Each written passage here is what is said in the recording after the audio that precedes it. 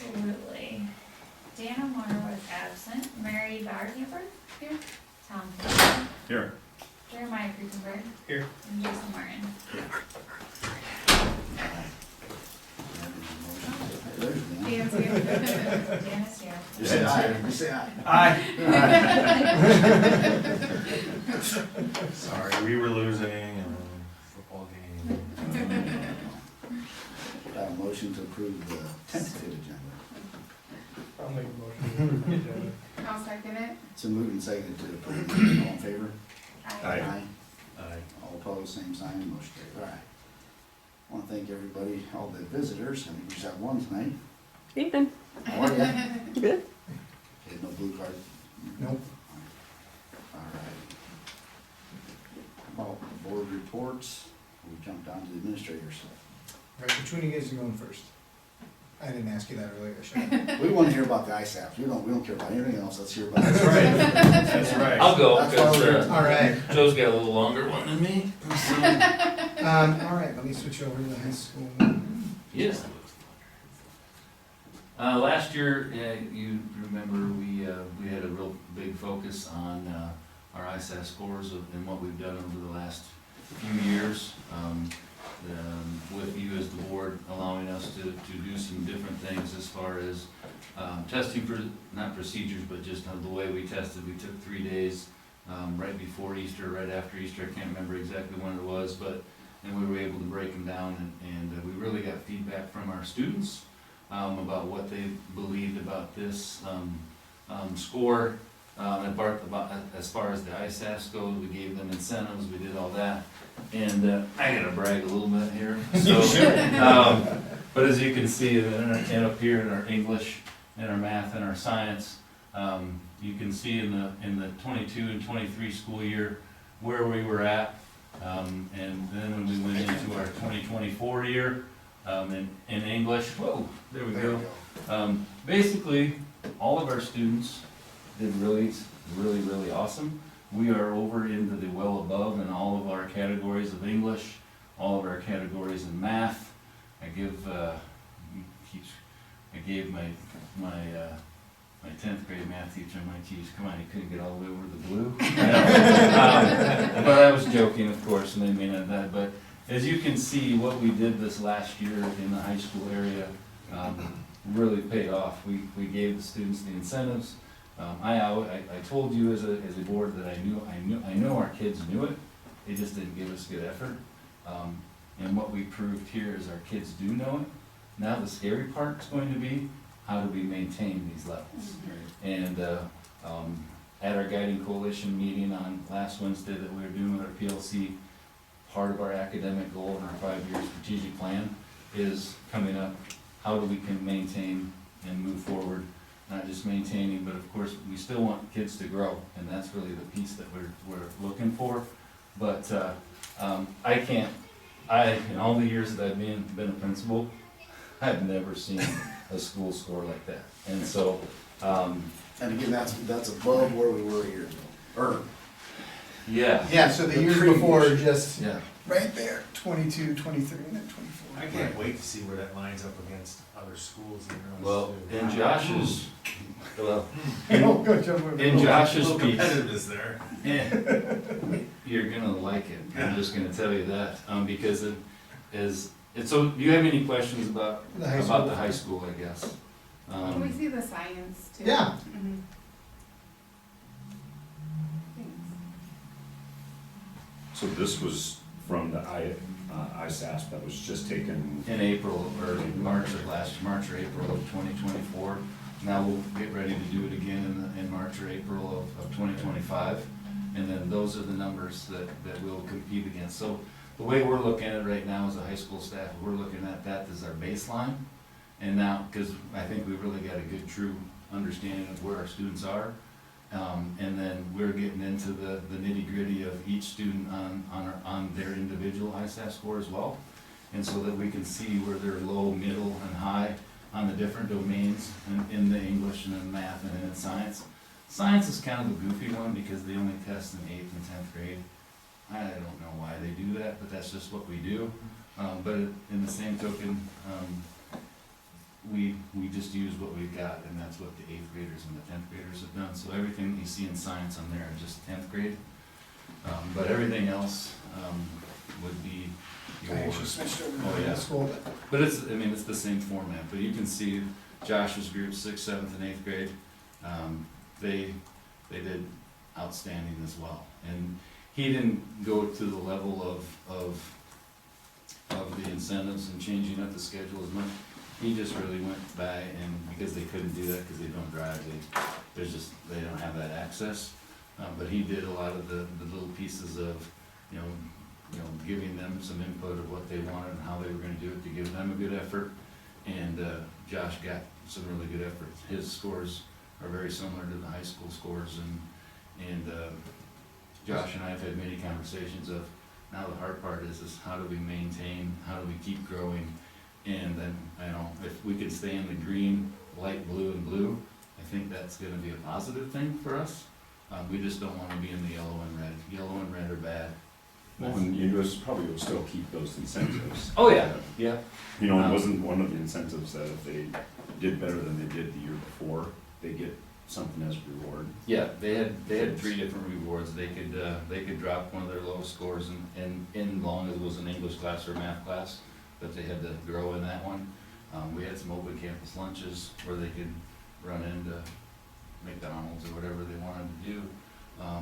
But most of the kids, I would say 80% of them that took an incentive took the, I'm gonna drop the low score, and my teachers were on board with it, so they did, yeah. But I think the also thing is, we had kids give us, like if they were a long tester, like if they knew that they were gonna take a long time in the test, we put them in a room all together, because one of the feedback pieces we got from students was, when kids start shutting their computer, and then kids think, well, I need to hurry up and get done. Well, this test is untimed. You can take as long as you want. And so what we try to do is group them in groups, so that they're with people they like, and they're in kind of the same area. They know that if they get done testing, doesn't mean that you're not a very smart student, or you're not there, just take your time. They just got done.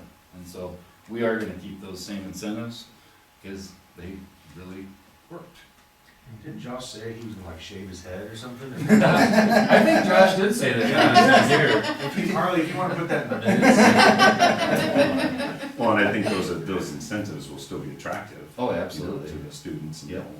they'll wanna try again to be able to drop a low test score or Yep. whatever it might be, so. And I think the other thing is in the past, we talked about the ISAS, but we really didn't talk about the importance of the ISAS. But in this last year, we as a staff, 6th through 12th grade, and I know Bailey did that too, and Joe, they did it as well, but it seems as though your 3rd grade through your 5th grade really give you good effort, because that's just kind of what elementary students do.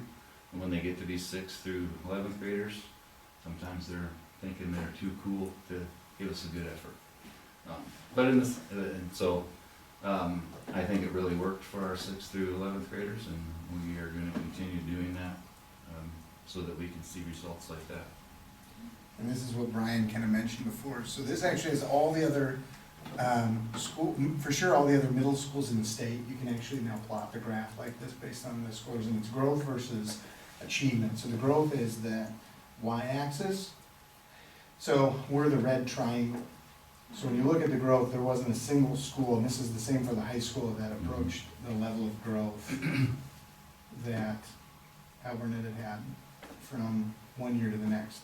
And like Brian said, I think a lot had to do with the incentives to make sure that they were giving their effort there, but, so, you know, it's pretty impressive. Yeah, that's great. Is this kind of stuff things that you'll show the students too, these kind of graphs, or not? We've already shown this to our students, because last year we had an assembly when this all got done. And so they could see, we haven't necessarily showed them this graph right here, but everything as far as their, the amount of growth that they all made, besides the proficient piece to it too, because there's a proficiency side and a growth side, and they've seen both, and we had a school-wide assembly, and that's where they got their incentives, and explained those incentives, and then they started trucking into my office. So, Well, that's good, because I think, you know, with all the students, I think a lot of them, you know, being in a small school like we are, a lot of them Yeah. compete. You know, so if there has some competitiveness in them, they'll look at them and go, oh, yeah, look what we did, you know? Right. Some bragging rights, I They, guess. they should be bragging right now, as far as I'm Great. concerned, so. So will this cause our ratings to go up like on some of the websites? Yeah, our- Yes, Mhm. so, the ratings are based on growth and proficiency. Okay, So our proficiency was still, around the mean, sure. the average there, but our growth was extremely high, so it should cause a significant jump in there. On that same note, because we've been targeted in the middle school and the high school last year, so 2 years ago, for, special ed in the middle school, and last year for introduced lunch in the high school. Having this should immediately take us off of those lists in addition. So that's the other benefit of having the good performances, you get off those kind of help lists. And so, Someone's gonna think we're cheating. that's what I said too, it was a good thing that we were actually audited this We year, were so audited. Brian had that conversation with the people from the Department of Ed beforehand, and he said, we are trying all these incentives this year to make sure they're trying, so just so you know in advance, and explain them all. And Yes. so then, they knew in advance before they got the scores. that we tried. What's the number on the bottom? What's that chart? So this is achievement, like, on the bottom, So is that so- our average score? that's our average score, yep, Okay. so what you can see is we're right around the mean, so right around the average for the state when it comes to our achievement score, but our growth score was significantly higher, and how you're rated is a mix between the two. I see, okay. And so, there's other things as well, they added chronic absenteeism in there as an issue, or as one of the ranking pieces. And then for the high school level, they also do college and career readiness as well. Once we figure out how to code it correctly though, with 3DE, I mean, we should blow most schools out of the water, because we'd be probably one of the only schools that have every single kid getting some college and career readiness based on how they measure it, because it's working with professionals in a field. And so 3D is all about the relevancy there and giving them that real-world experience to develop the core competencies of 3DE. And so that's gonna be a great I mean, we already knew it was a great program, but now it's gonna doubly be a great program because it works towards that rating, so. So these aren't the graphs that you showed us. These were not available before. Okay, you have those same graphs from last year to put it in perspective to, I can add to it, yes. yeah. Yep, I will add to that and share it out with you guys and then also. Because we talked about that middle school, junior high, you know, being a, because that just jumped out at you in those other graphs where. Oh, yeah. We had down as granular as the area. Right. How are we doing in our junior high? It actually, to narrow it down even more, it was junior high special ed, Yep, right? So how is that particular area? Are we yes. doing better there? Because Yes. we were not only not growing, we were actually going backwards a little bit, if I remember. We, so I could actually, I can create a graph from EVIS later, which is the system the state uses. And I could, I mean, it won't take me long to just put it together with the different pieces and send it out to you guys.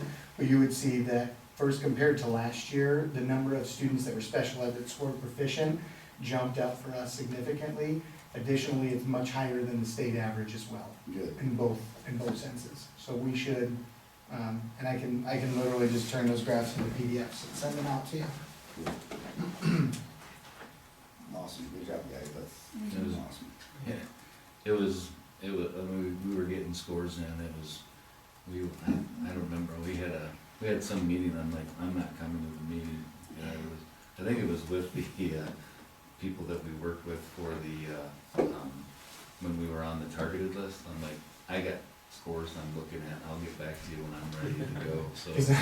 You won't have to do it. So, because I was just like, I just want, all of a sudden I saw all these awesome scores coming in, I'm like, I'm not leaving my office, I'm looking to see what these bad boys had. So, that was awesome, it was, I think I could have floated right up to my car and went home that way. 'Cause It was good. Yeah, It was impressive, and the kids did awesome, so. yeah. And of course, the staff, I can't, I mean, Right. Yeah. they work their tails off too. It's reflecting what they're doing Right. in the classroom. Yep, Yeah. it really is. Okay.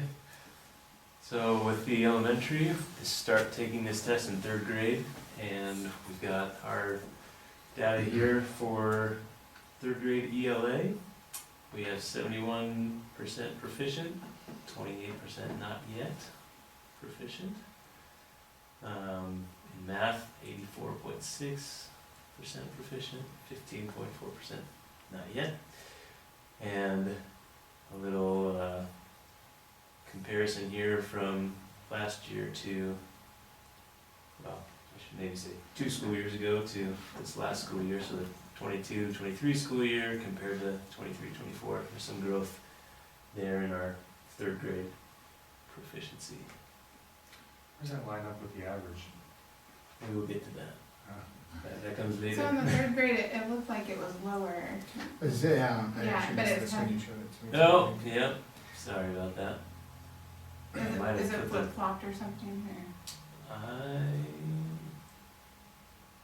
Yeah, cause this would be, so it would be flip-flopped, Yeah. cause I think you put them in the, cause this is grade 3.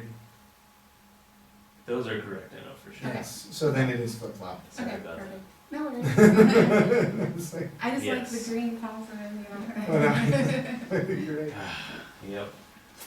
My Joe's had a lot on his plate, he's done a Oh, really yeah, good job. yeah. So with 4th grade, we've got now some growth data because they take it 1st and 3rd grade and then in 4th grade. So for ELA, they were within the expected range of, or within the range of expected growth here. And that is 83% proficient, 16% not yet. And in math, we were actually well above the range of expected growth. Really did well in 4th grade math.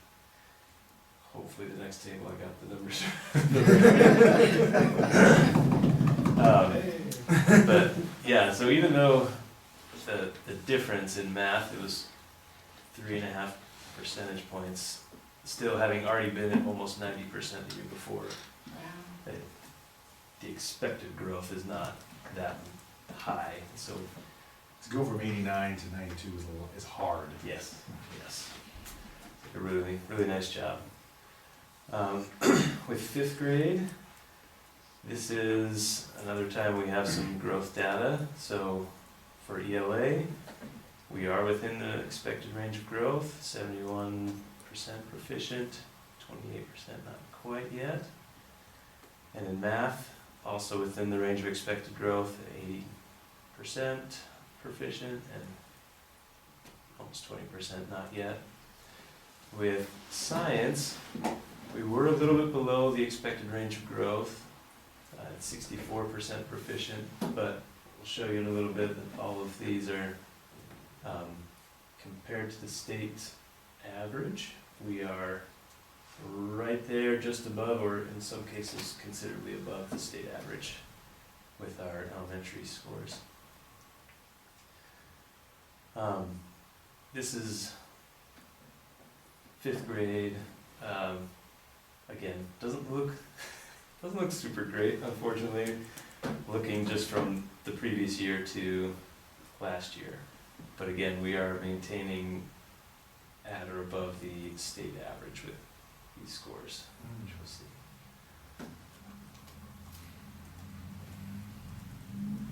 So these, and if there are too many little charts here, I'm sorry. They're trying to give you some of the same data, but looking at different parts of it together. So these are 3 grade levels, 3rd, 4th, and 5th grade, Bless you. Thank you. with their ELA scores and how those compare from the 22-23 school year to the 23-24 school year. The next one is our math proficiency, again comparing year to year through those grade levels. And then our science, which is only 5th grade. So 5th, 8th, and 10th grade takes the science. Again, I'm not sure why that is the case, but Is there data on the 5th grade, just like, is that lower in proficiency following that grade? Because right now, this No. chart It's compares the the cohort. current 5th grade to the previous 5th grade, but, yeah, there's the cohort, or is that being lower in proficiency so following that cohort? these are can correct me if I'm wrong, Will, but these are not following the cohort, this is just Yeah, this looks like it's just comparing the grade. one It grade. is. fifth Grade grade, level to grade level. the 22, 23 fifth graders to the 23, 24 fifth graders. So, I can actually pull up the cohort.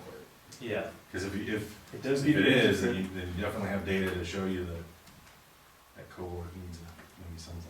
Yeah. Yep, so part of the reason I just went with the grade levels compared to the 2 years, even though they're different cohorts or different classes, is that we are trying to maintain, no matter the students we have in our classrooms, we're trying to maintain the same learning outcomes, the same levels of proficiency, no matter who we have in there, which is a lofty goal, but one that we are striving for and working towards. But these are the, This is the Cohorts. same grade level, fourth and fifth. Yeah. From last year, well, so last year would be the 2023, the year before, so like currently these kids are sixth graders. So then last year they were fifth graders in 2023, they were Fourth fourth graders. graders, actually, is this, yeah. Yeah, that's them, Sorry. right? I need to actually switch that, they would be fifth graders in 2024, sorry, here we go. This would be them, sorry. That was 2 years ago, that would have been the current seventh graders. So that cohort went, This is the current sixth grade. and do they do ISAPs in sixth? Mm-hmm. They do, I can't do it as well, like you have to do it by building in this one. So they only go, I'd have to individually put it together for, We theoretically could see a trend, like right there, I see they went down correct. in math and English. And so as current sixth graders, after this spring, we see continue the downtrend. Well, the problem is once you, the first year of junior high is traditionally the downtrend. Well, they- So like trying to down fifth graders should not be, so Well, how are we gonna determine if it's a junior, if it's a transition causing the lapse, or? Well, I just wanna say, because if that first year when they were, I think, fifth graders, they were in that blue, and then the next year, sixth graders, they were in that green. That's what I was talking about at the high school level, cause more than likely, you're not going to keep every kid into that far blue. So when you say it's a downtrend, there might be individual students in that downtrend, but I think we gotta also understand that if they scored just using a random number, they scored a 590, and then the next year they scored a 589, that wouldn't be the growth, they wouldn't get counted in Yeah. growth there, they would still be proficient, and they'd still be at a high advanced level, they just wouldn't necessarily meet that growth category, so that's where you gotta get into the nitty gritty of the score. So what they Because- do is so when they calculate your expected growth, it's actually based on all your previous years of growth. So then if you have 1 year that you exceed by a large number, then the next year's recalibrated to account for that. And so then your expected growth, like getting in the green, you're actually probably growing more than you did, but you're actually not getting as high of a growth because they recalibrate it every year based on your previous scores. And they do it based on your previous scores, plus a cohort group of scores, but this EVAS is more specific to that student individually, because it follows them, even if they go from district to district. On that note, if they are approaching the yellow, that's still something like Oh, absolutely. Mr. Mort said, like, so basically, if you're keeping it within the green, then you're getting the expected growth. So they are making the growth they need from year to year. If you're getting them in the blue, what happened was, is they were either underperforming before, or a teacher really, like, probably some really good instruction happened that probably exceeded what would be an average for them in that year. And so more often than what you're looking for is if they're still in the green, the teacher's probably getting them the amount of growth they need to keep being successful year after year. But if they're in the blue, that teacher that they had that year probably did something exceptional with them. More often than not. But that's not the only way to look at it. You can also look, though, sometimes that's a great way to look at it, because we can look at it like class by class and see if there's a trend. And we can look at it even individual students by individual students. And so the teachers and the staff do take it and they break it apart that way.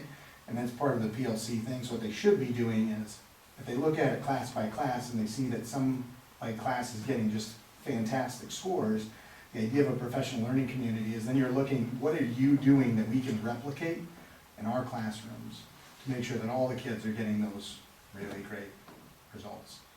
But, like, it's not to discount, we still have to look at it, because like you said, Yes. that one is close to yellow.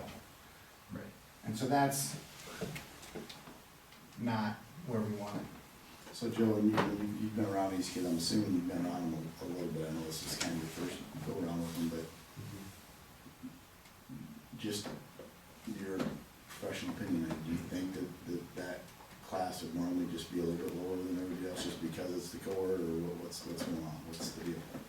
Yeah, I'm optimistic about where they're headed this year. I think some of the just continued work that teachers are doing and supporting each other, I've seen a lot of collaboration, and especially actually in the 5th grade team, really focusing on what all 3 teachers are doing, and even trying to co-plan some of their instruction so that they're just watching all of their students a lot closer, their instruction a lot closer, which I'm optimistic about that. We're always trying to do that, but 5th grade has really locked in this year to align their instruction and then provide the support to each other and to the students that they need. So I'm optimistic about the work that they're doing and the effects that will have on our students. Whenever I see a skewed number like that, I always look at the big picture, so is it, is it something like a boys versus girls ratio type thing, or maybe what's Yeah. the free reduced lunch ratio in that class, whatever those type of schematics are to create that, and then try to get ahead of it, whatever it is. Yeah, I was aware of some challenging behaviors in some of the Mhm. students last year in 5th grade. And, I mean, if you're not in class as much or interrupted in your instruction, your learning, that can obviously affect that too, but I think behavior would have a huge role in it. Yeah. So there's a marker right there, Yeah. Mhm. Shape them up. that's what I'm trying to do.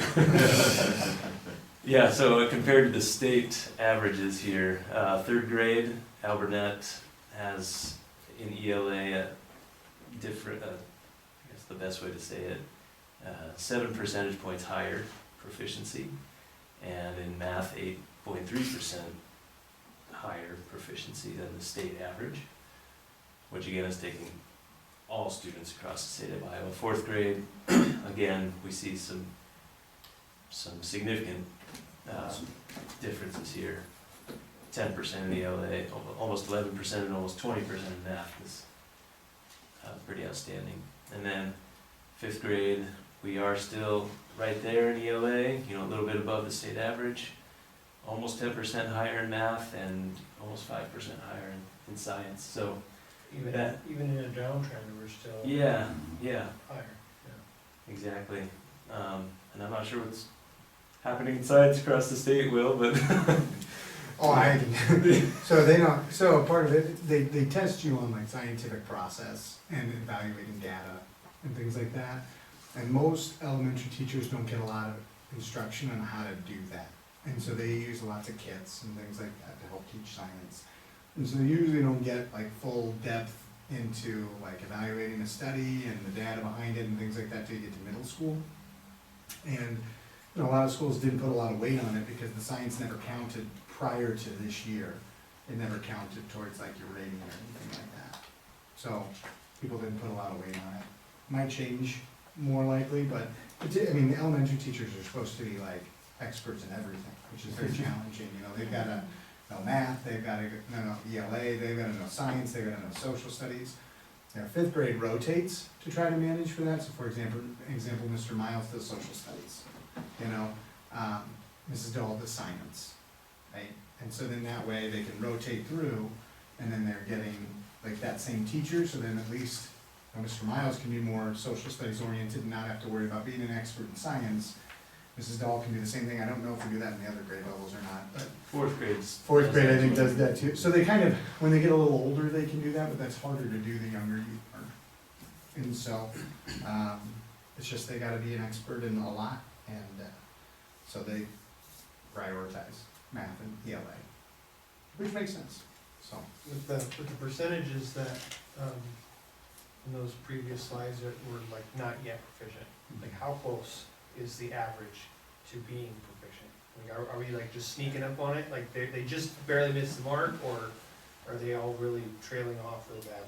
Yeah, that's a good question. I didn't dig into it that deeply. All I know is where that line is, and then. Yeah, and they didn't meet it, and it And doesn't it matter was- how close they are, it just, yeah. Yeah, unfortunately, I didn't look that closely at, Mhm. you know, are we approaching that, or is it far behind? Yeah. I'm not sure.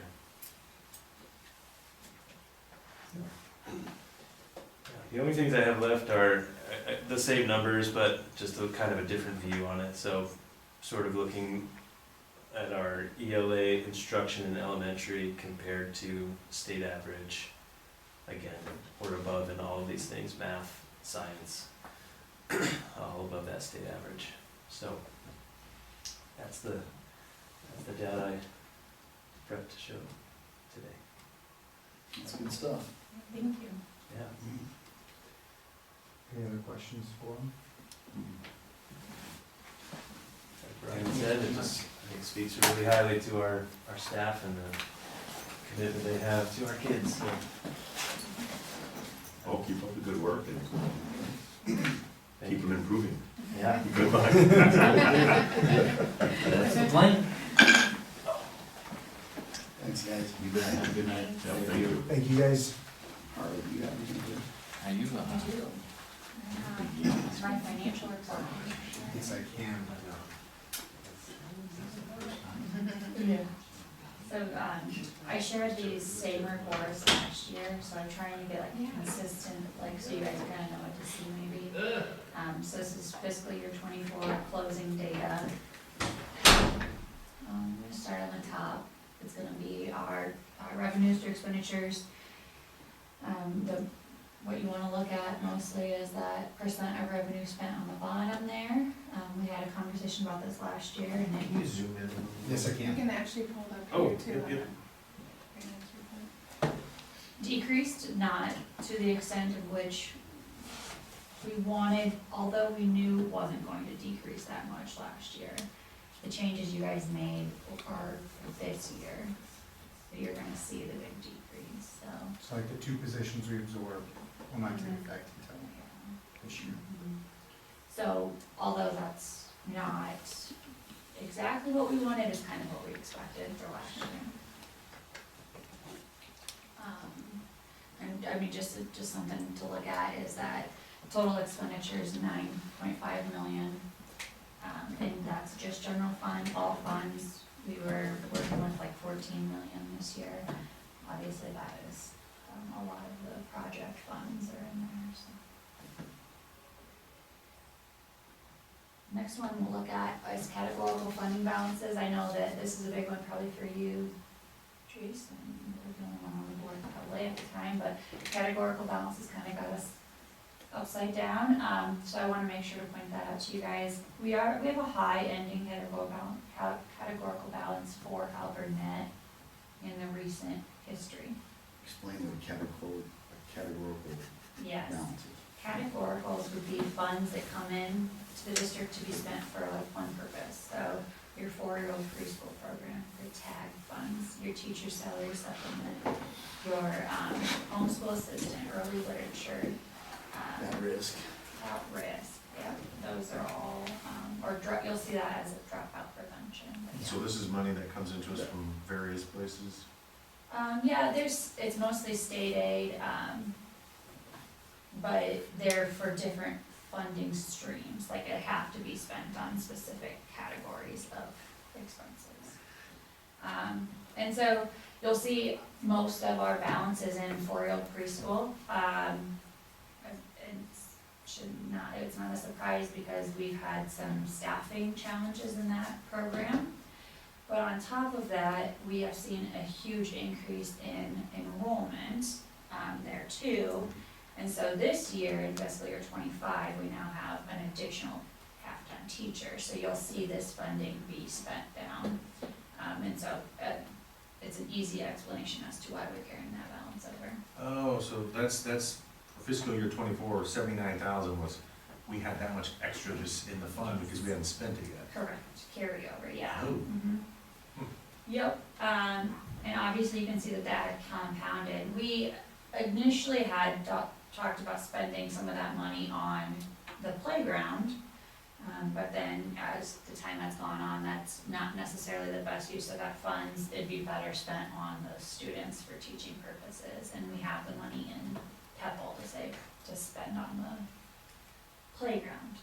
And so, yeah, that's kind of where that is. And then the other one that kind of throws me for a loop is the homeschool assistance program. So we obviously don't have one. However, we have a lot of students that do attend a homeschool assistance program that reside in the Alburnett district. So I dug into this a little bit, and what happens is this is a lag. This funding for students lags 1 year. And what can happen is on count date, the student might be attending or enrolled in a homeschool assistance program, but then not attend all year there, so then I don't get billed for that, and so the funding comes in, but it doesn't have a way to go out because I'm not getting billed. Maybe that student's attending Alburnett, maybe that student's attending Marion, but not their homeschool program. So I can't pay for homeschool if they're not actually being homeschooled, right? So there's a lot of flexibility though in this categorical funding, and so I'm not ready to do this yet, but Will and I have talked about there are options to move this funding to another purpose. And so there's a flexibility account, and there's also the ability to just transfer it with a resolution as well, so. The at-risk or dropout prevention, is that zeroed because we used all the funds that we applied for, or we We didn't use more apply for? than, yeah. So we did apply for some, So that's the 5% that you, because then we've got our 5, so some schools were only doing like the 2.5%, and it was up to, you can do up to 5. right, So we were doing up to 5, and then wherever you were at, the state said that's where you're gonna stay from now on. So thankfully, we were at 5 when they did that, but there were some schools at 2.5. We use that towards, like counselor salaries and things like that, or at-risk teachers. And like Harley was saying, we don't actually have enough to cover all of those, but you can use it towards those, because they do a lot of the interventions for a lot of your at-risk kids. so you used all those funds up and allocated Yeah. them? So the fun thing for me at the end of the year is like, so we did get $268,000 in between dropout prevention and at-risk. They're actually two different categoricals, but you can spend them for the same purpose. And so I know the importance of spending down your categoricals, and so I find all the possible expenses that I can, and I code them back to those categoricals. So when I say we overspent it, I mean, we technically spent all of our money. And then That's the goal, is to Yes, spend it all. exactly, yeah. So the reason, can I explain to these guys why that particular line item always jumps out at us? Because at one point, The dropout prevention? yeah, and it's been called at risk before and dropout. Mm-hmm. So at one time, over time, we were using dropout prevention, monies, probably, I wanna say, not inappropriately, but inappropriately, okay? But when the auditors came, there was always enough money in that, in the total budget to cover for those funds. You're aware of this? Yeah. Yep. Okay, so it was always a line item in the budget, or in the audit. We were always riding a fine line by not allocating those monies properly. So whenever I see that, man, it makes me nervous because it was a lot of money. What's 5% of it? What is 5% now? What's that? Well, it's like $268,000. $268,000 that if you don't allocate that properly, and there's a lot of different ways you can move that money around. For like you said, it can be counselors, it can be special ed teachers, whatever those are, you know, but that was a big deal. So it looked like that we were $250,000 better than what we really were, because those funds haven't been allocated yet. So what, what it would've looked like at the end of those years, Yeah, I get it. at the end of those years, what it would've looked like is you would've had 200 and some thousand in that carryover. But you had a program, you just weren't committing those funds to that program. Right, they're all over. Yes. And so then, like you said, at the end of the year, and I can show you that in the next one. Is that just getting used for like general payroll? right? Yeah, No comment. so what you're alluding to here is this assigned fund balance and unassigned fund balance at the very bottom. So your assigned fund balance is gonna, so you see the 117, that totals my categoricals that I just showed you. So that's where you had a larger number than you should have, and that changes your solvency ratio. It's one of the few line items that you can actually play with a little bit. Yeah. And it's important because the state said you have to use these funds for this purpose. Well, if you're spending other funds for that purpose and then this, yeah, you can't work like that. So, yeah, so very important, and, we've been told we do a really good job of that, so. Yeah. We're doing it the way the legislators, intend for you to spend those allocated assigned balances down. Those are for the students that year. You should be spending them as close to zero as you can. The general fund though, they're all for, having that 3-month, cushion, like that basically is in with you guys' goals, it's having 3 months of operating expenses within our general fund. So that's the different piece there. And so like Harley, when she's talking about it, when she says, watch your spending, like she's talking specifically about the general fund versus the assigned funds, we always do want to spend them down to zero. Exactly. Yeah, so then on this one, this is our miscellaneous income and solvency, and so we talked a lot about this, I think, back when we did the budget, but, the solvency, the range suggested is like 7 to 17%, and we were highly above that before, meaning we had too much cash. And so we are very in this comfortable zone right now, and I like it, and I'd like to see the solvency remain where it is, so. I feel like 15% is very good, if not, maybe a little higher, but, definitely not lower. So with us going up, increasing that categorical fund balances, we've gone 95, 77, 49, 64 to 117. Is that concerning that we still have 117? No, because I know why, it's all because of that 4-year-old preschool program, and like, I pulled from it, yeah. right, this year we have a whole another half of a teacher in that program, so. yeah, We'll be fine, So you have plans to spend that money, yeah, basically, okay. and even the homeschool money, I have a plan for it, I just don't know what it is yet. That one was a little more challenging. Yeah, Right, and also especially when you don't have that program. and it ebbs and flows every year, so like, cause it's lag in funding, so I'd like to see what this year ends at almost, or what I projected to end at before I would recommend moving any money, so. So that assigned fund balance line right there going across for the years or whatever, should that be the same as what we had up here in the categorical fund balances? Yep, and it's close.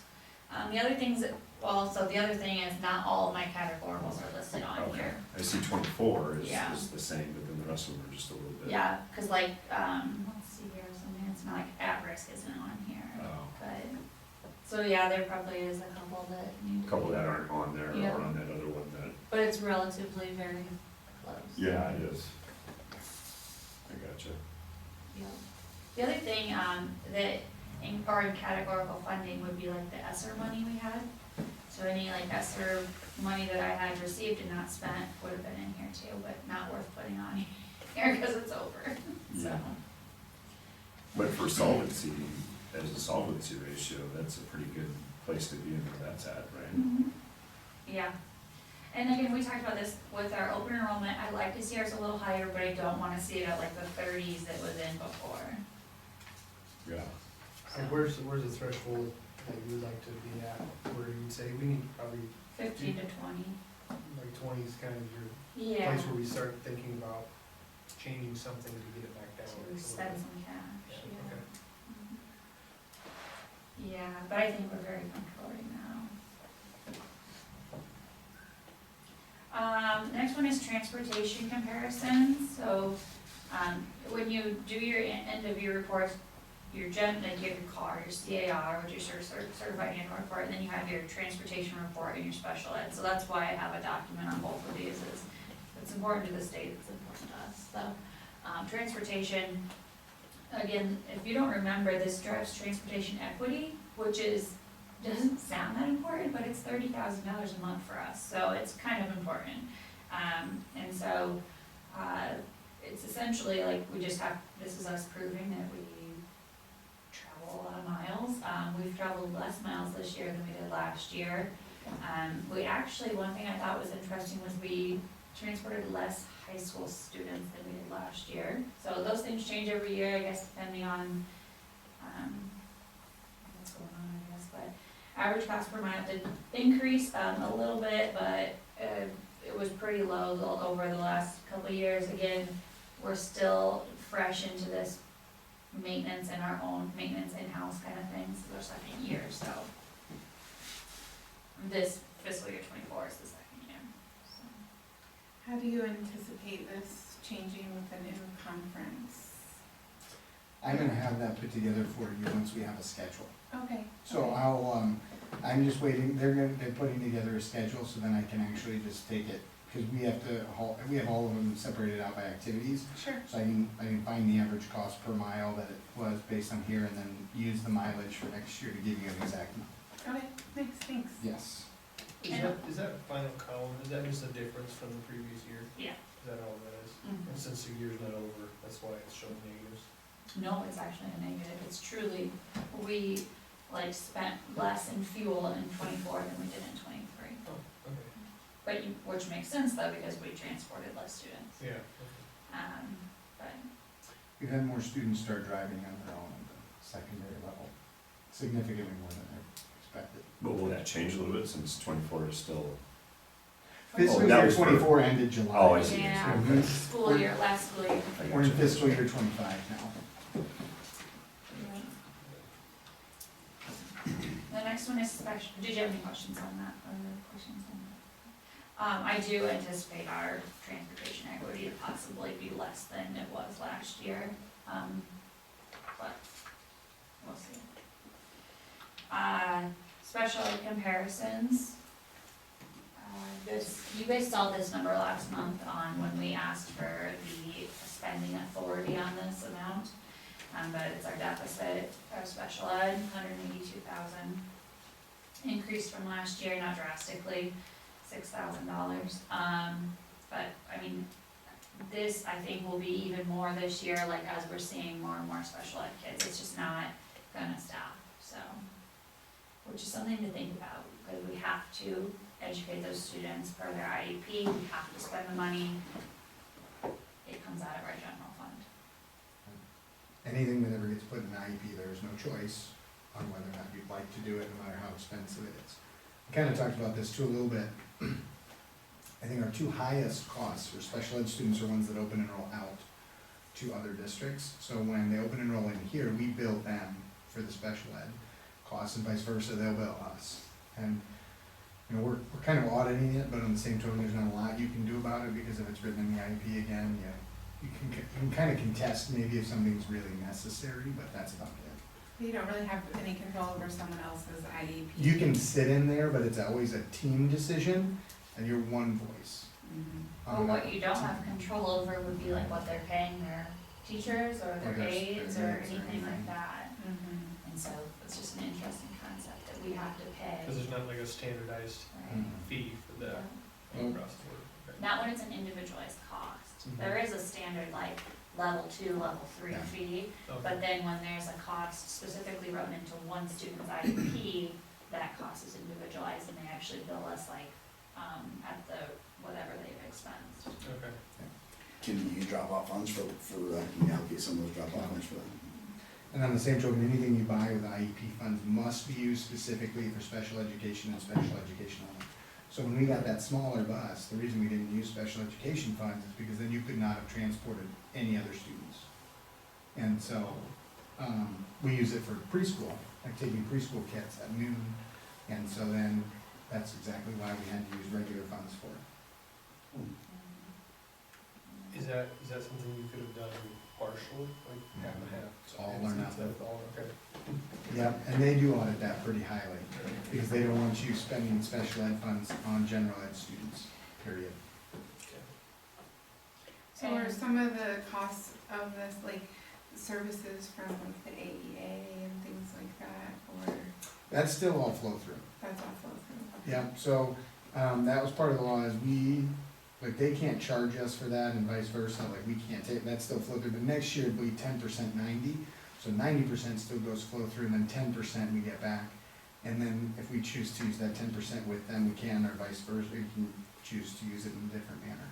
Okay. The only stuff that, all the stuff that we get billed for from the AEA would be regular education, technology, media, those things. Okay, Any other questions? Oh, I wanted to make a comment that, on our UAV that you've seen many times with the bottom says, has the green or red, like where we're headed with these changes, there's an estimated amount of special ed deficit in there. So this is not something that isn't accounted for, so it definitely is. And Harley does a great job being very conservative, like accounting for more than probably it's going to be even. sure. The last one is just another version of the treasurer's report, which you actually approved last month. I just had it in here and I wanted to put it on again, so. Just a view of all the funds. I'm just gonna put my plug in again, if you guys are okay with it, since we're talking about finances. If any of the legislators ask you for some, sharing agreements and things, and I'll put this in an email, but things that would benefit us specifically at Alburnett. Increasing options for sharing and how many students you get for shared positions very much benefits us in the small district. Specifically the position shared. Yes, so like if we could up the students you get for like some of the shared ones that they've approved, vice versa, or expand that to allow us to share more, because they determine what you can share. Those things are very, very beneficial for us.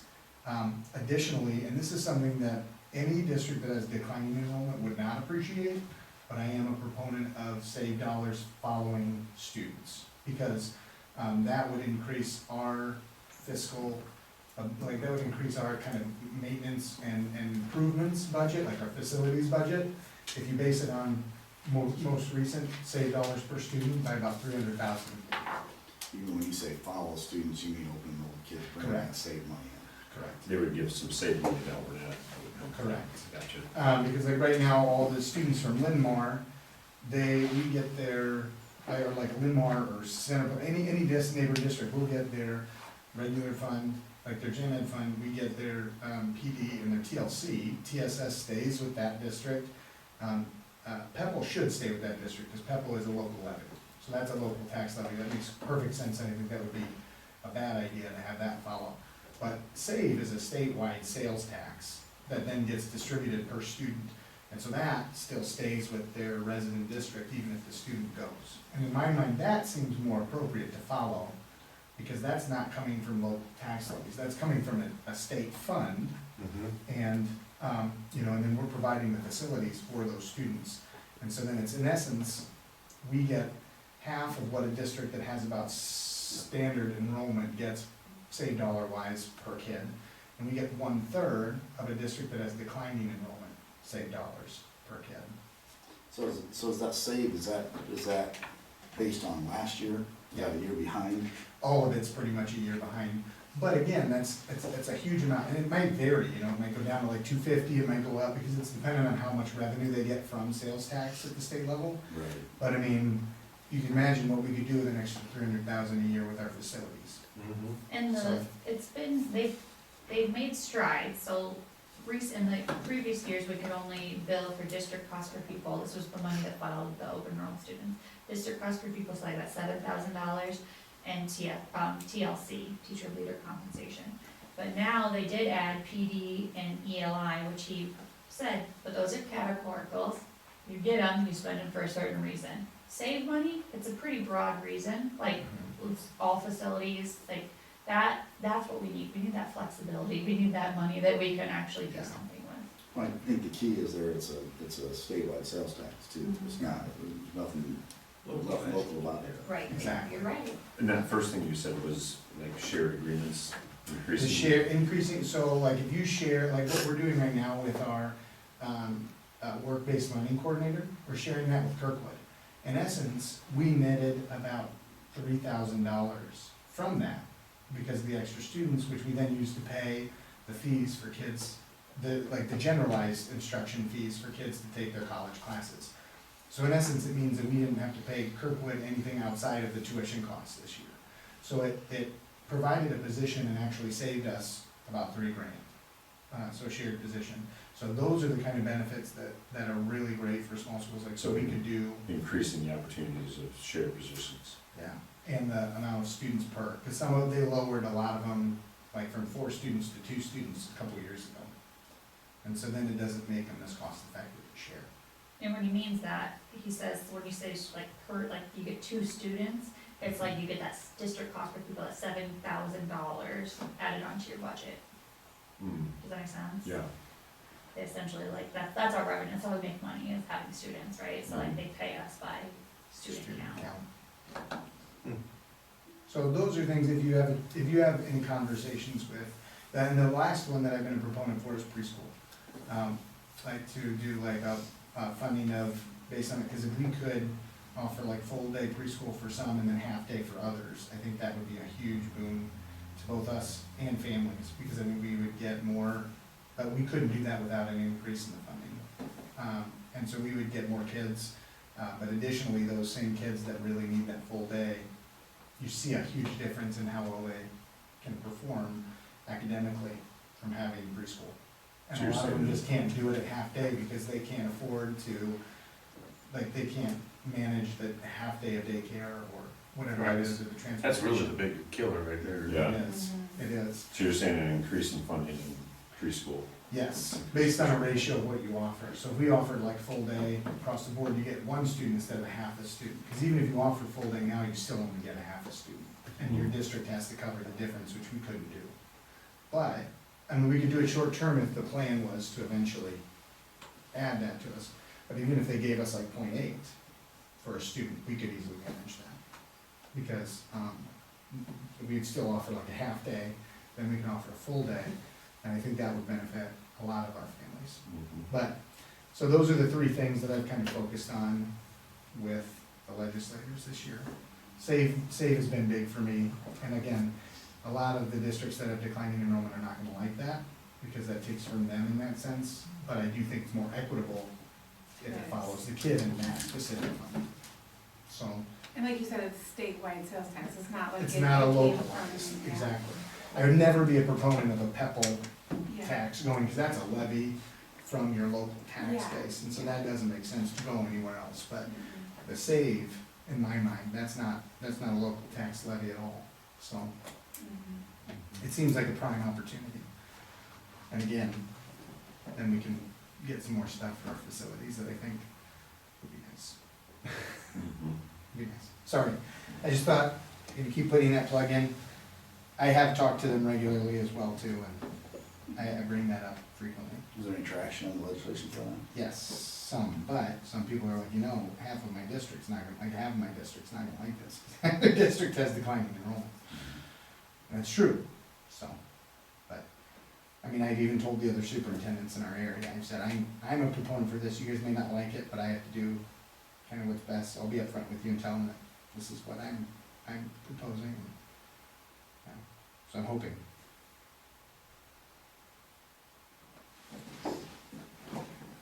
And that's the end of my report, but I just wanted to, I'm a little busy right now, but in like the next month or so, if you guys are interested in like talking through any of these numbers, please just reach out.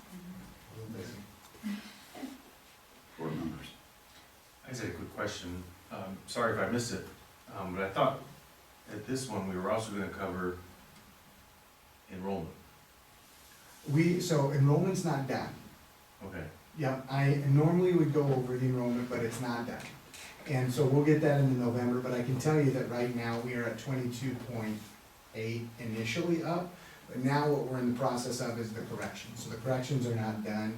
Sometimes they are done at this, but they're not, special ed count is not done yet until Friday. This is for certified. This is for certified enrollment, so that's the only reason I didn't end up sharing it, Okay. because it's not done. But it's looking positive. It's looking positive. We actually had, we were at like 40 at the beginning of the year. We've had 18 kids move out, not because they went to other districts, but they moved. And so, they weren't all in districts, some of them were open enrollment and things. I know, I'm like, just wait till October first. Right. Second, like, it's October second, but they, so we were at like 40 up, but we had 8, and some of, a lot of them were open and old kids, and they just moved to different areas or districts, because their families took them. So what happens, let's say a family moves out the day after count day? We would get the funding for them. We get that money when we do whatever we want. Not will it ever, but I mean. Well, yep, and so It's that's not why like count you- date's really big, because Yeah. basically, if you have them at October first, you get the funding for them. So even if they move to another district, the other district still needs to educate them, but they do not get the funding for them. And so that's just how the funding process works in Iowa. Okay, Yeah. But it changes every year. yeah. It's a joke, but they have done it 3 years in a row. So it is. So I'm sorry, but yes, we will get that. And then the school performance profile was the other thing I wanted to share with you, but that's not done either, because they changed that this year on how it's evaluated. And that was approved by the state, but they don't have it run through yet. Or sorry, approved federally, but they don't have it done yet. So as soon as that comes out, that'll be on the next board report as well. Any other board members? All right, well, it's all you.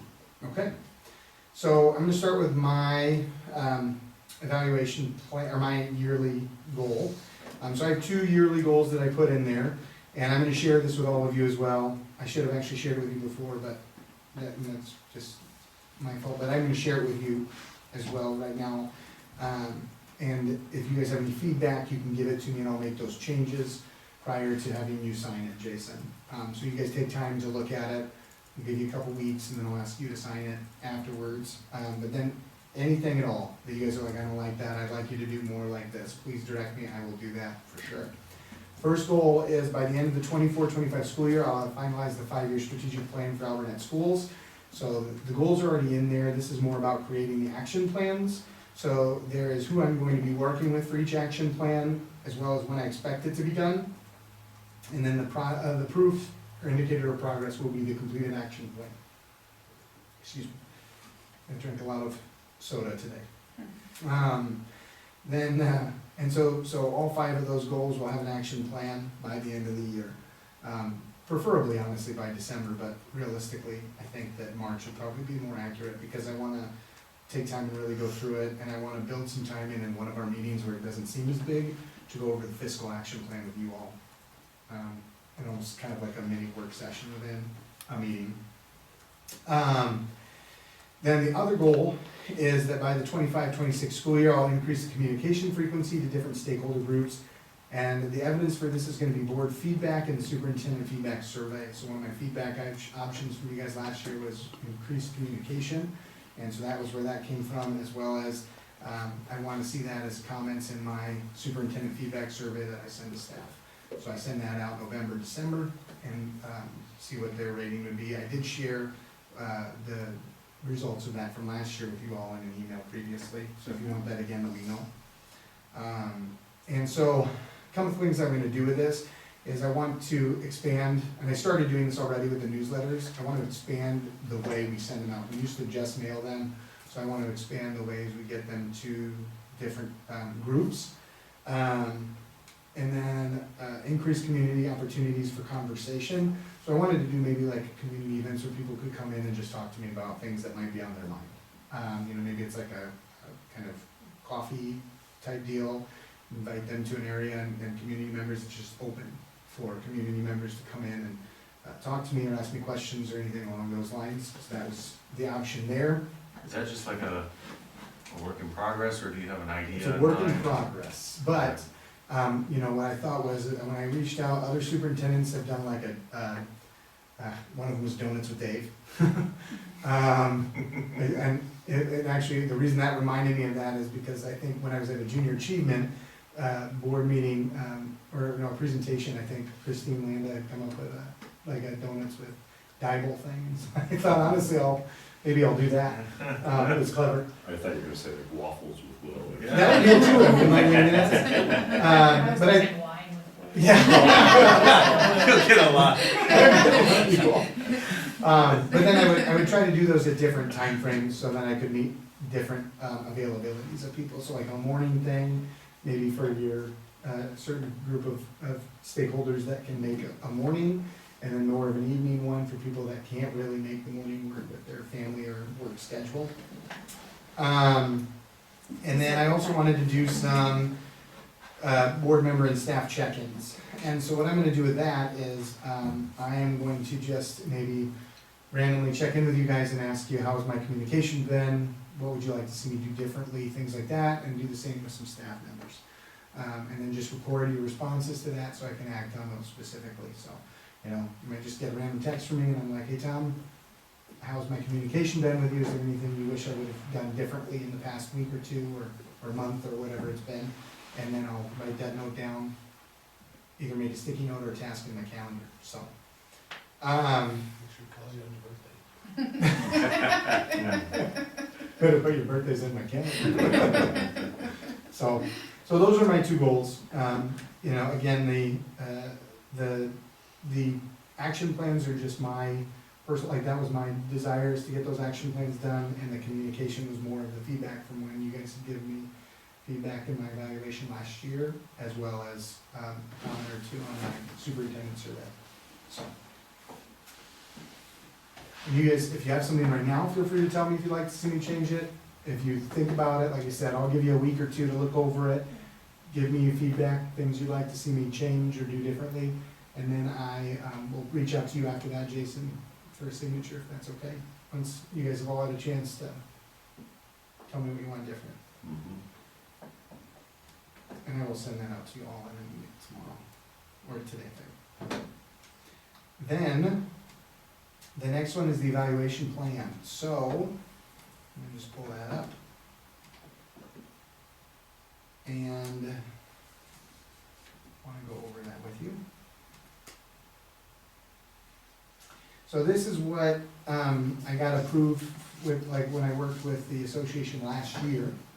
And so towards the end of the year, we had done this with the association. I went over it with them to make sure they were okay with it. Kind of yellow with some of the teacher things that were changed or added or something along those lines, so they could see that a little bit better. I put the coaches sponsors one with this plan, so then it's just an evaluation overall. Do I have it up on there? Yeah, I do. Okay. A couple things you guys had asked for, and I'll show you the actual the formal evaluation.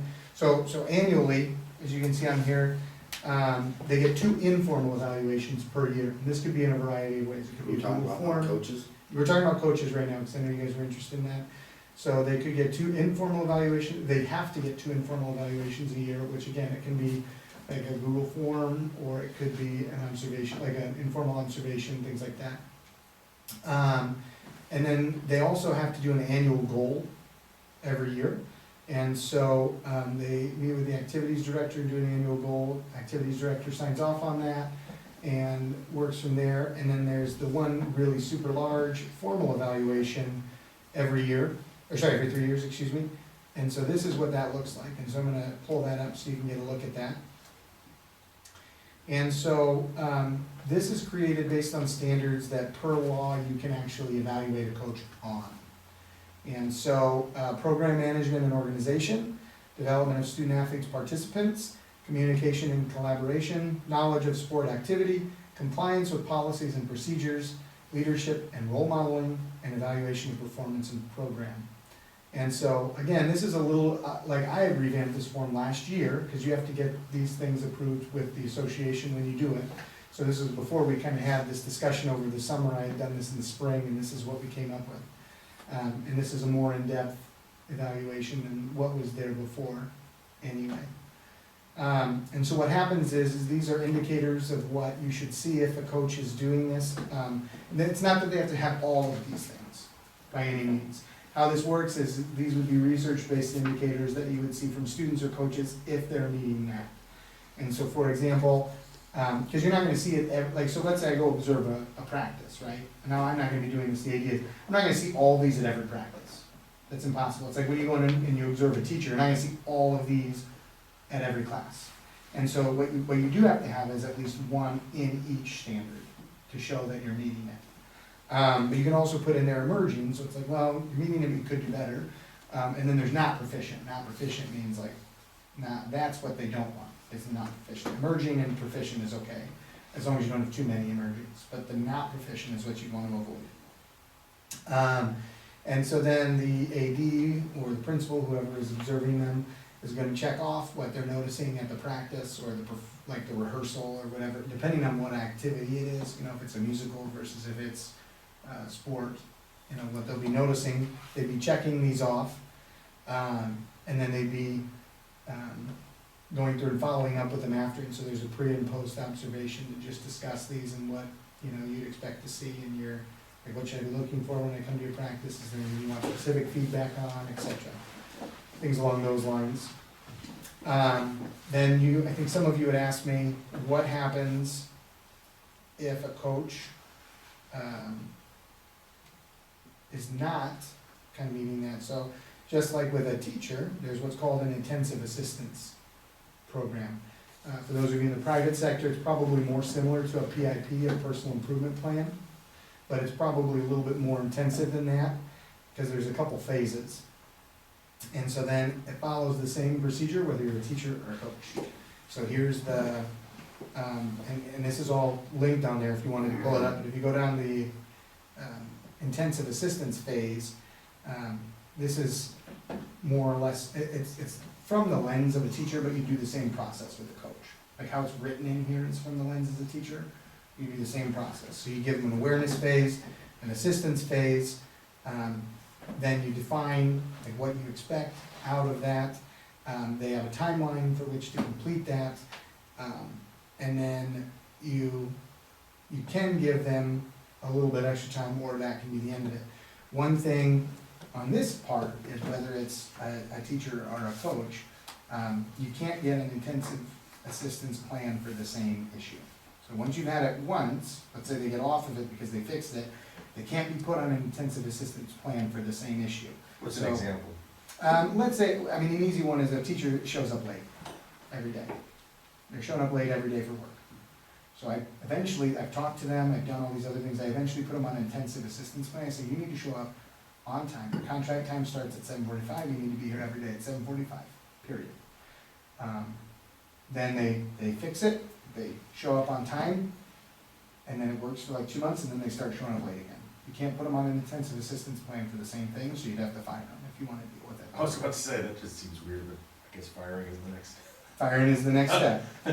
So you cannot put a teacher on an intensive assistance plan for the same thing twice. Same thing with a coach. Same thing with a coach. Okay. Yep. So, So let's back up, when you said that was, part of the association, determines how often that is? that's more of a state regulation. I mean, like, so you can do differences, but they require, the state is you require it once every 3 years. So here's what I think people are misunderstanding is, you think that I think that the misunderstanding is that they don't look at what a coach is doing every year. They only look at it every 3 years. And what I'm trying to show here is, when you look at this formal observation, this is an intensive formal observation. So they're still getting informally observed twice a year, and they're still doing an annual plan with a goal. You can still put them on an intensive assistance plan at any time. You can still have them and require them, like, so for example, what I tell my administrators is, let's say I meet annually with all the staff that are directly under me, and we go over an annual development plan, just like you guys do with me. So if there's something that, like, if I think they're doing a good job, I let them pick their goal. You pick your goal, figure out how you're gonna get there, we're gonna talk it over, I'm gonna make sure that I'm supporting you in getting there, yada yada, and we'll review it mid-year, at the end of the year, see how it's going. If they're not doing good, then I tell them what their goal is. Here's your goal. This is what you need to do, period. And we do the same thing with our sports. So if they're doing good, then we let them kind of pick, like, what are you gonna be working on for next year? And then if they're not doing well, then we tell them, here's what you need to fix. And then we give them the time to try to fix that, you know? So if somebody's not aware of something until recently and they get made aware of it, you know, they probably talked with them within 2 weeks, they're giving them time to work on that goal. But then if somebody comes like right away and they're like, this needs to change, so we've probably already started the process in that sense. But it's not something we share with the public. So, that process, Mhm. you said you started that process of, I'm gonna call it PIP because I can't remember the. That's totally fine. Okay. Well, and the PIP is, so what I'm saying is like, so my first thing is I'm not gonna put somebody on a PIP right away. You know, like, or intensive assistance, if there's an issue, what I'm first gonna do is I'm gonna talk with them about it on their annual goal. Or even a little earlier, like if it's immediate, then I'm gonna say, here's what I need you to work on right away. And I'm gonna have them build it into their goal. Cause it I'm shouldn't gonna- be a surprise. It should never be a surprise You when they're put on a you PIP. should not be No. put on a PIP and what? That Exactly, should not happen. exactly. So it should be, there should, There so should, that's really when the process starts, correct, is when, is during the informal, correct. um, The only, yes, the only time I would put them straight on an intensive assistance is if I personally believe it is like a big safety issue or something like that. And honestly, if it's that big of an issue, then I probably was gonna try to get rid of them anyway. The only reason I wouldn't is because it's not a big enough issue that I could fire them immediately. Like, but otherwise, I'm gonna try to have them work through it and improve, and I'm gonna give them the opportunity to do that with my support first. And then if they don't improve, then I would move to an intensive assistance plan or in the private world of PIP. so the IA, I think that's where the, I don't wanna say, confusion is. I don't think it's confusion, I think it's a rub. So let's say you have 2 years of this informal conversations, and they don't get put on IA until that third year, until the formal. Yeah, if Right, anybody so- has an awareness of it, it shouldn't be that long. Like, what I'm saying basically is I don't think, I would tell you, for me, it would never happen. So Nobody can would you- have that long. Can you expect, in these informal conversations, can you expect growth between the first conversation and the second conversation and do the process prior to going to an IA?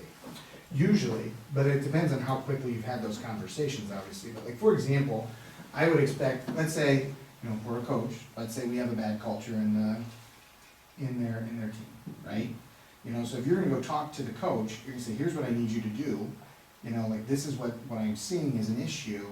Let's work on doing this. Let's talk about a plan of how you're going to do this. Most of the time, I mean, and the same thing happens with behaviors of kids in the classroom.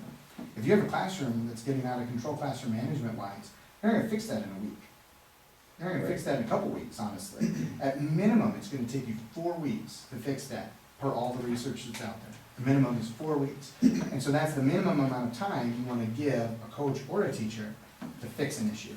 Unless, like I said, it's like a fireable offense. Otherwise, you should give them that 4 weeks first. And that's minimum, you know, depending on the issue, it might be a little longer, it might be, I mean, now, granted, coming to work on time, I don't need to give them 4 weeks. I need to give them like 2. You show me Yeah. get to work, but that was a simple example. So many of the measurables are so soft, you know, like culture, like, you know, it's hard to measure culture, right? I mean. Yeah, but here's where, you know, like I said, that kind of comes in with your annual goal. Like, so for example, if the AD is wondering about that, he might, instead of giving them the choice of what they want to work on, he might say, you need to basically survey all the students and see what they are saying is an issue. And that's what your focus is gonna be. And so he might go to a coach and say, you know, I want you to meet with all the kids individually, and I want you to find out what is the issue for them.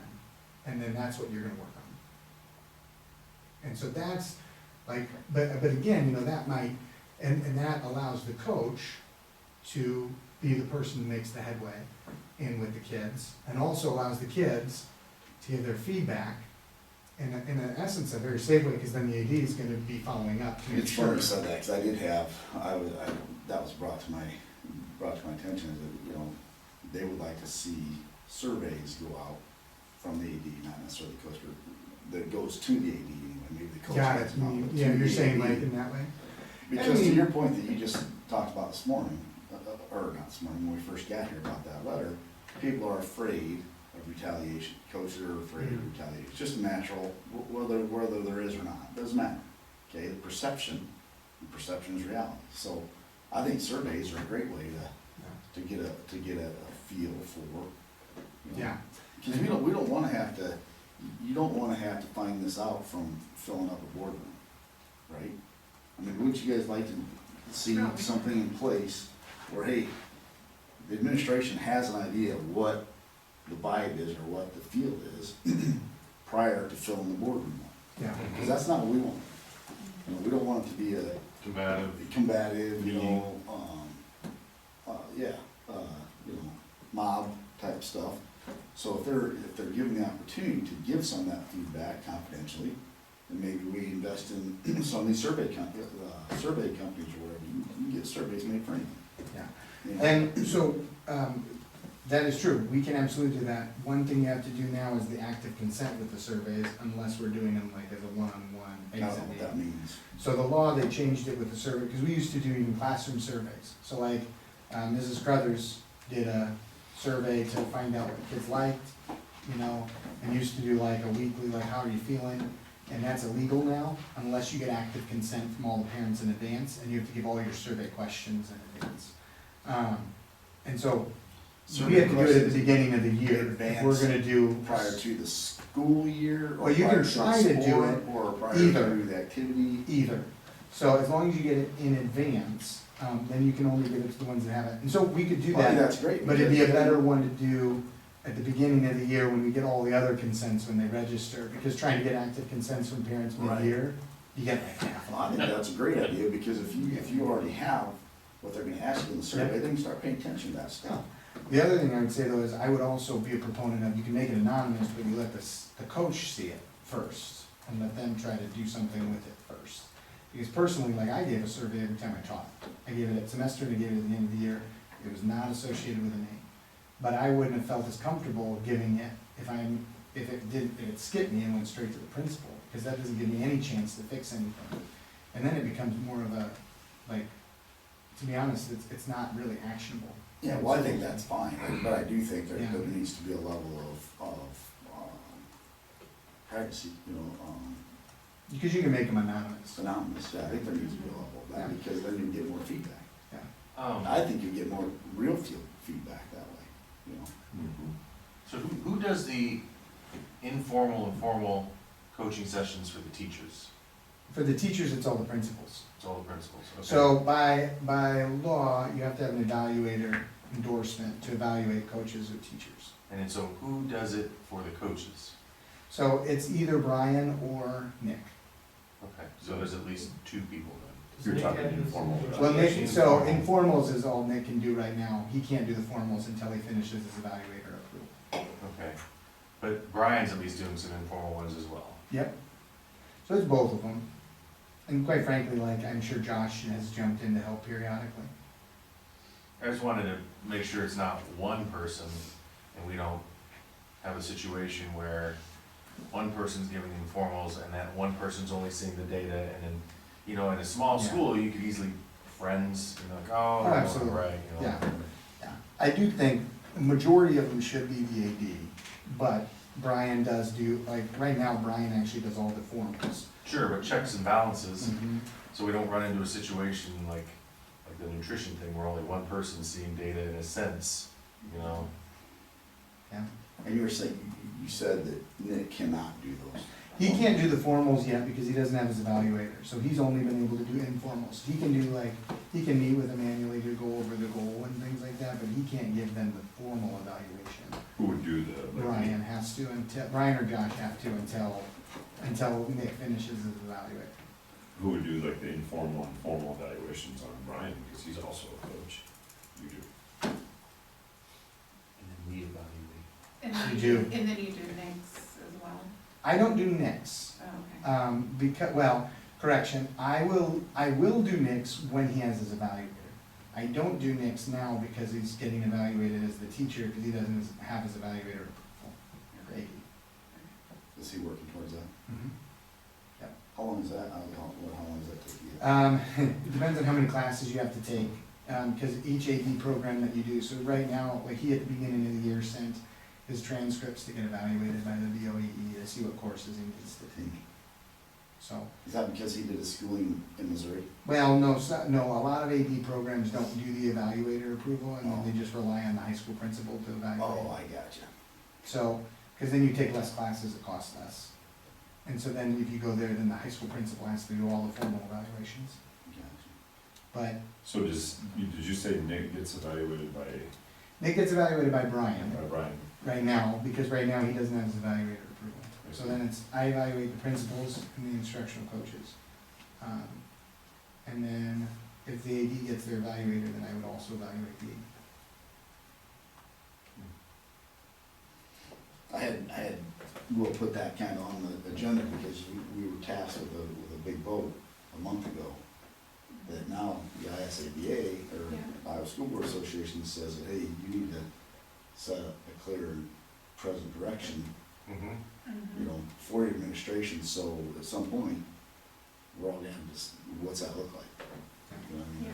There's, Yeah, what is that gonna look like? What is success? We talk about measurables, you know, but I think those would be within, honestly, the formal, because program evaluation is within that. You know, like your longevity, so continuous, like one of the factors would be, like you see the same students year after year back out for the program. You see your student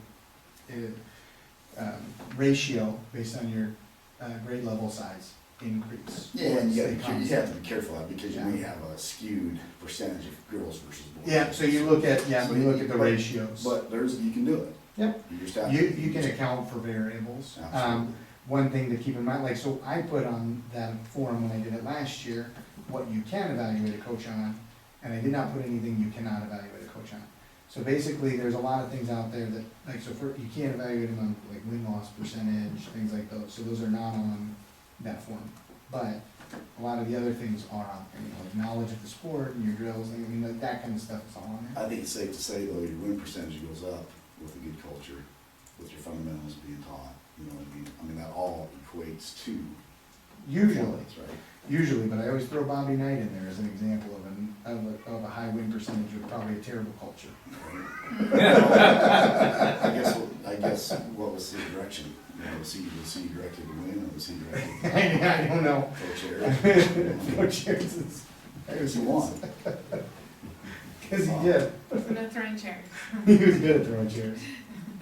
So, but again, feel free, like I said, I think, like I said, I think the misunderstanding is that there's not a thought of a lot of, like, people don't think there's a lot of evaluation going on, and I think that that's more, and again, what I personally will tell you is before you guys had directed me to do this, because you do it, if you wanna change it, you gotta change it at the end of the year, and you gotta work, because you have to give them the year before notice if you're gonna change the evaluation procedure.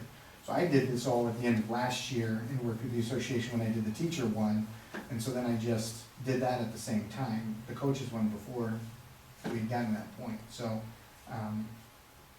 you know, I personally think that form is pretty in-depth, and I would stake a lot. I don't know how to describe it, you know, but I would stake a lot that there's probably not another district out there that has as intensive formal evaluation for their coaches as that one. I'd like to have a survey put in there, and I'd like to have that survey weighed.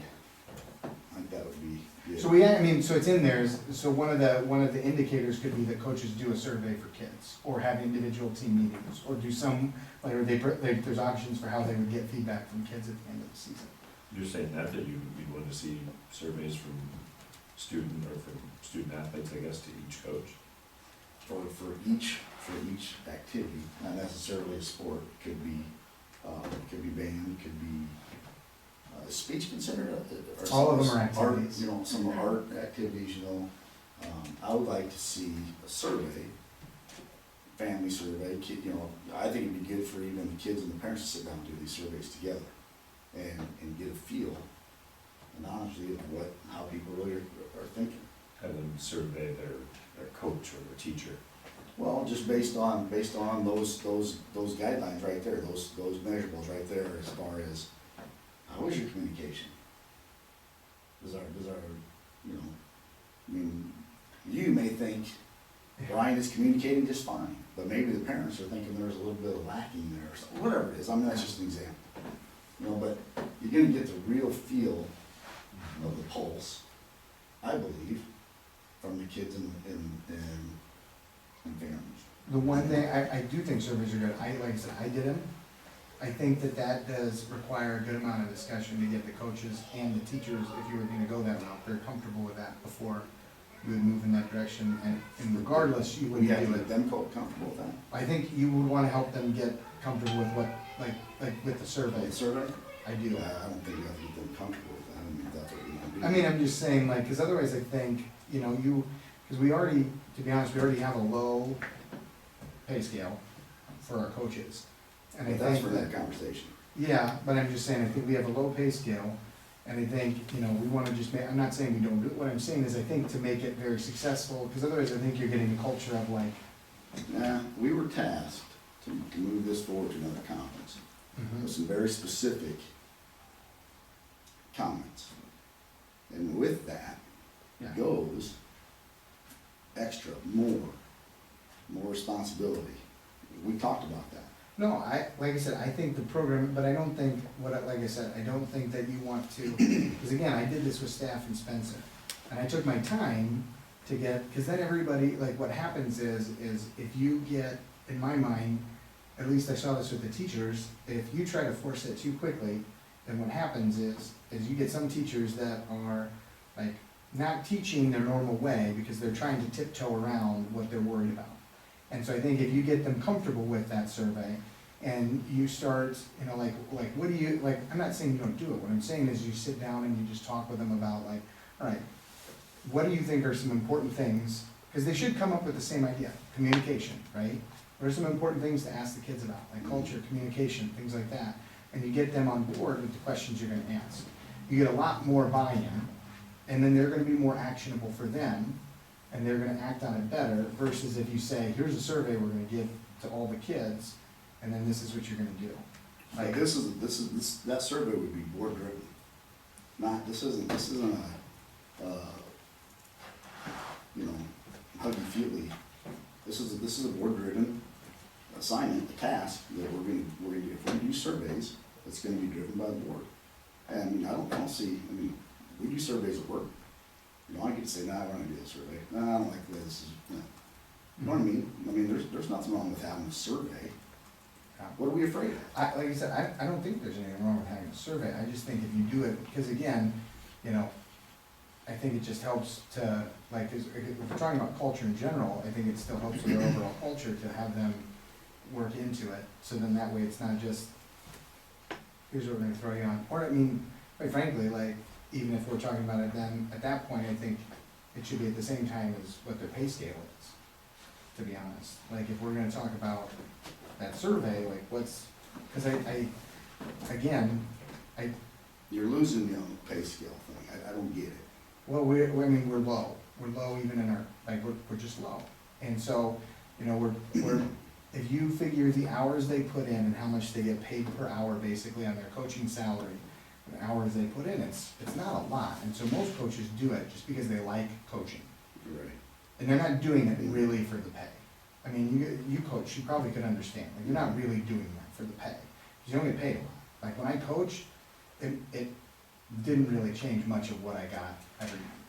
And I spent a lot of time doing it. And so I did it because I like it. And I think that if you force it so quickly, what'll happen is you'll have people that'll just be like, I mean, I was doing this because I like it, and now I don't really like it And now anymore. being held accountable? I'm gonna say, I'm just saying, if you don't get their feedback at all, because I think a lot of them would be okay with, like, I'm gonna follow up. Absolutely. I can't believe we get pushed back in this room for a survey. The last survey we did was regarding bullying. Yeah. And those results came back great. There wasn't an issue. Yeah, I'm not trying to push back on the survey, what I was just trying to say is I think there's a good way to go about it, instead of just coming out and saying, we're gonna do this right now, plus we'd have to wait till the end of the year anyways, because we have to go through and talk with the association about a survey that we would do. And so then we would get that on for next year, either way. So we gotta talk to we have to ask permission for the No, you don't have to, association? no, you don't have to ask for permission, what you have to do is you have to give them notice the year before if you're gonna change their evaluation. That's what you have to do. And that's, because that evaluation, they sign, The survey would be part of the evaluation. He's wanting, yeah, so you would have to get their permission, not their permission, you have to get their notice, like you have to give them notice the year before. because you're changing the contract on them, Because you're changing the way they're evaluated. and they've got to approve that before. Because the evaluation would be weighted towards the evaluation, which is, that's all good, I get that. And so, even if this was the earliest you could do it would be next year. Because you would give them notice the year before, which is what I did for these ones. So I gave them notice in the spring. I did ask for their feedback too, but I gave them notice in the spring. But we sat right here, I don't know, was there 10 coaches here? I don't know, there's at least half a dozen. And we sat here, right here, and they all said that this is gonna be better for the kids, they were up for the challenge, da-da-da-da-da-da, very emotional. And now you're telling me that now we gotta be careful putting out a survey because, I just, like I said, I don't think there's anything wrong with the survey. What I like is I like to have a good supportive culture, both for my staff, for all of them, and I like them to know that what I'm doing, I like to take the time and talk to them about why I'm doing this, make sure they understand why I'm doing it, get them on board with why I'm doing it, so then that way they buy in. Because I think you get better results when your staff are for what you, for these changes. Because I've done that with every change I ever do. I try to sit down and I talk with the staff. I try to get their feedback.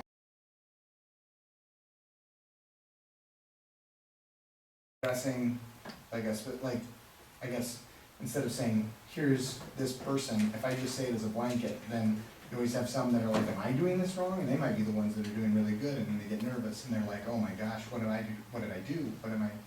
And so if I can talk with them, especially because it couldn't be done before the end of this year anyway, it gives me time to just get them comfortable with the idea. I mean, So how would we, go about potentially starting that? In the sense of, if we would wanna do that, sorry, you're talking about laying the groundwork now. it wouldn't happen until the end, it would be something you give them notice for the next probably year when we anyway. start the new conference. Would it be a survey that would be same questions for every coach, or would it be? I mean, I think you would, I think you have to standardize it, I mean, you Yeah. can tweak it a little bit, because some sports are probably just be different Counting- between order activity, that'd be it. yeah, like, it should be able So, Well, I think going into this new conference and, the concern that, I think a lot of us board members got from our constituents about, are we gonna be competitive? I think we have to have some sort of metrics in there to, like you kind of said, Jason, get the temperature of the families that are participating in those and the kids that are participating in those activities, I think, and it's a good thing, you were talking about pay, up until this point, and obviously most parents and with elementary age kids do. I've coached a lot of things and so far I've seen zero for pay. But I do it because I love the sport, I wanna help these kids love it like I loved it, when I was able to play. And to get some good fundamentals, get a good base so that hopefully as a parent, I can sit in the stands and enjoy, the kids doing well and having fun. to, that will show up in the survey. That will show up in the survey. If they're not doing that, that will show up in the survey. That is what we want, Yeah, not necessarily for zero pay, but, you know what I mean? yeah. But. But the pay, as you know, Kids do better. I guess the pay is kind of that's definitely a sidebar conversation, but it shouldn't be the driving factor here. That anything to say that we can't survey or send a survey out to families just because they're not getting paid, well, No, I'm not, like I said, what I just am looking at it from the sense of, we have a coaching shortage, and you wanna, my goal, my thought was, my understanding is you want to attract good coaches. And so regardless, I think that we want a higher pay, you also want a culture that they know they're supported in. Because it's a rough culture out there as a coach, it's a rough culture, You right? better believe it. And so, you're a coach, and, you're gonna get it no matter, even if you're good, even if you're real good, you're gonna get it from some parents, period. sure. And so, your good coaches are gonna look at, like, what is the culture and what does the support look like from administration? And if they feel like I am attacking them, they're not gonna come here. And the ones that you have, I mean, yeah, would you lose some bad ones? Maybe, sure, but you also lose some good ones if you don't do it in the right way. Are you saying that you feel that I'm not, adding something like this I don't think it's wrong, I think blinds, the, almost, you feel like you're blindsiding them, and it's kind of like a, well, cause it's Straw's gonna break the gonna camel's seem back. reactionary, that's what it's going to seem. It's gonna seem what? reactionary To what? to a situation we had this summer. It's gonna seem reactionary to, Situations. Anyway, so I'll think about that it one.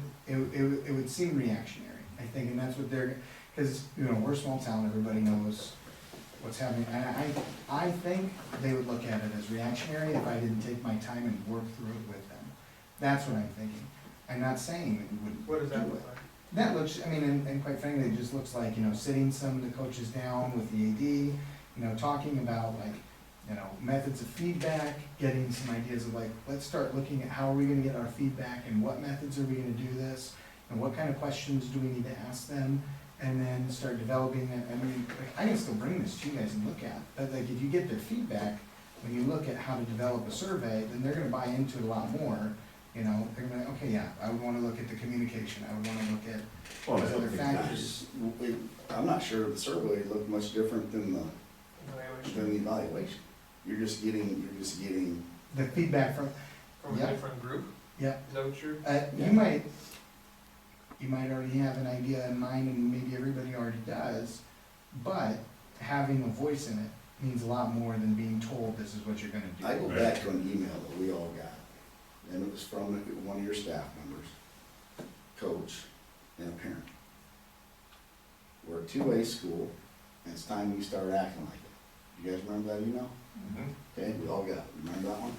Okay, so I would think that your staff would expect this board to help drive us forward, just like we helped drive those piss poor scores in the ISAS. We drove that, and you guys did great. So why would there be any expectation that we don't do the same when we're trying to grow our athletic program into a two-way conference? Yeah, and I agree with you. I think that, you know, when you're telling us what, like, the board directs, you have the broad If they are policy. surprised by this, they What I'm- haven't been paying attention. But, you know, when you said you'd like to see the ISAS scores improve, Yep, then you were like, go do it. right. And so that's what I'm trying to get at. It's like, when you say, here's what you wanna see, then you direct me to go do it, and then I'm asking that you let me do it in a way I feel is appropriate to You get them on board. can do it however you want.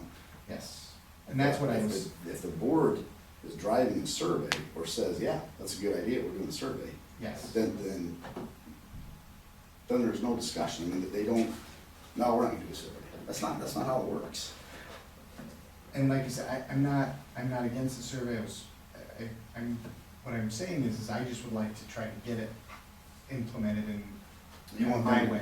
what you're saying is you want them to be able to write the survey. You want them to be able to, It has some say in the survey, right. yes. Well, maybe we wanna have some say in that. Maybe the Well, board why wants to can't it be see. a collaboration? Maybe the board wants to have some survey. What, we wanna ask some questions, right? Well, maybe we have a third party do it. So where nobody has any input.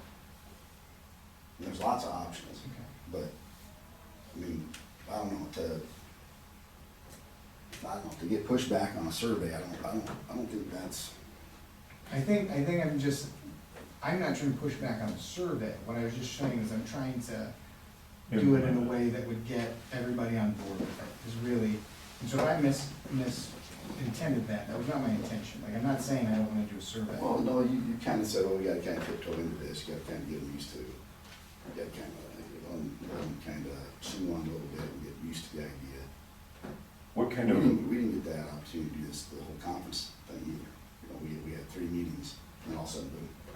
So we didn't get a lot of time to mull over the whole thing either. So I'm not sure what kind of touchy-feely, what you're looking for to get this survey going. I'm not sure, I don't get it. If you want good, accurate information though from someone, wouldn't you want it to be solicited where they felt like they weren't being attacked to get it? Is that review right there? Is that review attacking them, Jeremiah? No, Absolutely. not necessarily. All I'm asking is for that same format to go to parents in the survey. So here'd be the other one. Here's my other question. Why would it go to the parents instead of the kids? Family, so go to the kids too. Because in my mind, I think it would just go to the kids. Because the parents aren't their practices either. No, but the parents can give feedback. I mean, the parents could give, I mean, if you were saying, you know, like, that, you know, we're only there for a couple, you know, I think that'd be even less so for the parents. That's why they should do it together, but so you don't think the parents should have? I mean, I think it should just be to the kids. I don't send it, if I'm in elementary school, I would send it to the parents instead of the kids for a survey on how they feel their kids' education is going. In the high school, I would send it to the high schoolers, Just because of their, because they're the ones in it. As long as you make it anonymous, I'd send it to the players, because then they would give you their honest feedback. I mean, they don't have any problem if it's anonymous, giving you their honest feedback. I have just a question, if you were to implement something like this to move forward, our competitiveness in our athletics, what kind of a timeline would you be on, do you think, to implement, you know, maybe a survey and implement some of these other things? What do you think? So then I would honestly be starting it now, or shortly soon, so then that way they'd have plenty of time before, because again, we wouldn't do it until you would give them notice that next year, this is how the evaluation is changing. So would that be You So- something? have to give a year in advance anyway, because. of the Yes, association. and so then I would That's- give months, like we'd take months to do it, like So you'd start it now, and would it be, would we expect to have something like that in place or implemented by? For next year. For next year? I don't think there's anything wrong with that. I don't either for that, because then I would have months to, Get them Well- prepared and get them ready, and maybe even have them part of written questions or whatever it might be. And I don't know the answer to it, but what could the board do to help show that this isn't, because you talk about a coaching shortage and not wanting to feel attacked. And I certainly wouldn't want that, but I would also want to show that, hey, the board wants to support definitely, you know, the good coaches and the coaches that are putting in the extra time and whatever. You know, I don't know the answer to that, but how could we, to help with the survey, because we do have to set the clear expectations, you know, and we are going into this new conference, and so helping guide, you know, how are we going to evaluate and how are we gonna ensure that we're successful in this new conference? Because I don't think it can just be we just go in the new conference and then hope for the best. I think Jason, you're really wanting to glean, information from families and students because you're wanting to make sure that we are pursuing excellence Right, in what we're doing, right? absolutely. Right, okay, so I think we're both wanting that same thing. I guess I'm not understanding it sounds like you both want the same thing, but you're saying it in different We ways. do, where I'm rubbed is that when I initially said that, we were gonna have to basically back into this thing. and make sure that this is gonna be okay, and how everybody touchy feely stuff. I'm not about that. I'm about if we think as a board that there needs to be a survey, and the kids and the parents need to be able to fill this thing out, and if the parents don't wanna fill it out, fine, that's fine, then it can be just a kid or whatever, but if we want to move forward with a survey, that's it. That's my role, is that we can make it look like this, but we want real information. We don't, we want real information. We don't want, like you said, this summer, we had some things go on, but a survey would have helped that long before it got to that, like I said, the board, people having to come. Now, I'm sure there's parents that are feeling they're gonna get, that there are gonna be some repercussions from that, but this is all, you put out how you feel right there on that survey. And I don't think there's anything wrong with that, and if that's what the board wants, then do it. I mean, I may be outvoted, you guys may not want to do a survey, and that's fine. But if this board says, hey, we're gonna do a survey for our athletics and our other activities, not just athletics, it's all activities, right? Yep. Then that's the way we want, that's what we want. Okay. I mean, that's where I'm at, Jeremiah, it's not, that's the only thing I'm arguing for, or arguing about is, I'm not really arguing, I'm just saying that if that's what this board so chooses, Yeah, that's what they're gonna get. gotcha. We don't need them to tell us, this is how this survey is gonna look, and, no. That's not right. He's the boss. This is how it's gonna look, right? Gotcha, yeah. Now, how you choose to do that is up to you. But it needs to be accurate information, and people need to be able to speak freely. I mean, I think it's gonna keep coaches in the green. I think it's a much better tool for the coaches than against the coaches. No, like I said, I've never been averse to surveys. That was not my intent when I was talking to you. My intent was just to say, like, I'd like to go approach it in a supportive manner. And I know that was the way I wanted to approach it. This board has not been anything but supportive to our coaches and teachers. I mean, absolutely, from pay to tools that they need, whatever they need, this board is absolutely 100% has been supportive. It's not us against them, it's not that culture, we're not going back there. That's not it. We want what's best for our kids in this community. Yeah, And I mean, I that's- think everybody agrees with that, so.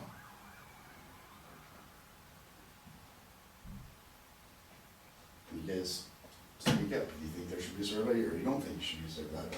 I think we can probably all agree that we would appreciate a survey. Yeah, I think Yeah. so. Yeah. And I'm also good with letting Will roll it out the way that he sees fit for, you know what I mean? Well, at the end of the day, it's Yeah. well, it's your staff. Right, I think it doesn't have to be any different than how they're evaluated.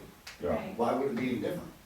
No, Those are- it's really not. Those are right down, those are simple questions, Yeah, and let's just see what the, yeah, it'd basically be 20 other reviews, let's see what that looks like. yeah, Versus one.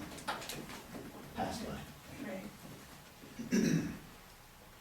So, I have that down there, you're okay with it, I'm gonna jump to the fees, because we do, have to also get to Brad with the closed session. And so, if you're okay with that, I have that noted to move forward with.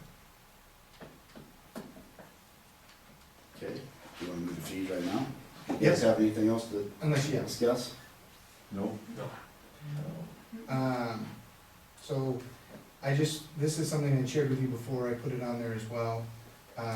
Comparatively, Harley also looked at some other places that do fees.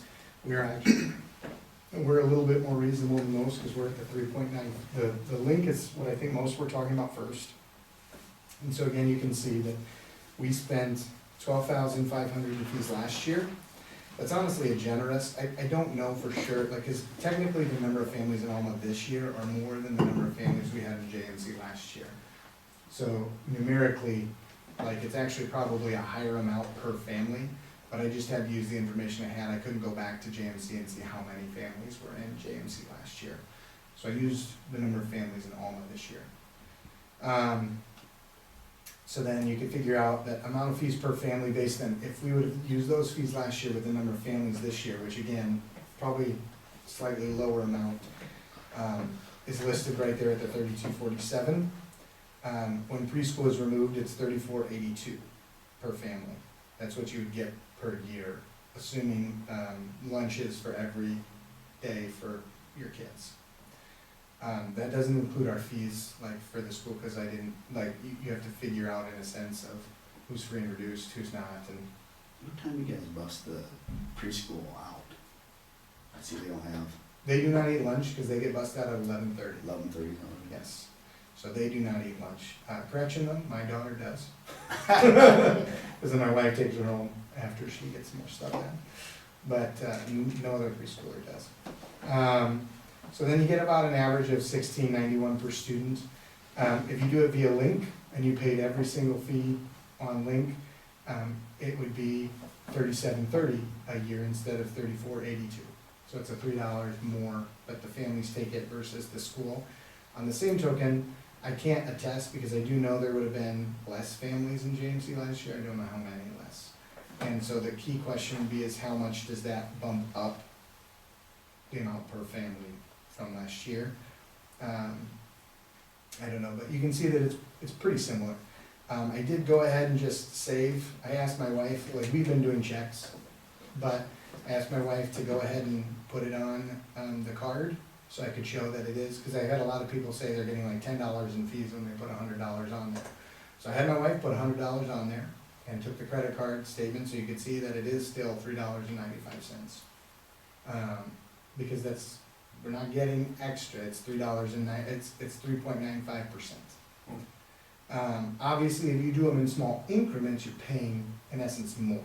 So if you do a lot of smaller increments, you're gonna pay more in fees than if, because sometimes they'll well, actually, technically, because it's the $2.85 minimum, or $3.95%. So if you're doing it small enough that 3.95% is less than $2.85, you're gonna pay more in fees if your increments in payment.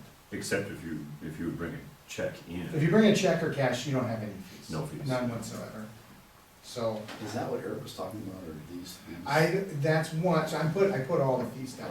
So that's one of the options. And I also have to add that I reconcile the merchant account.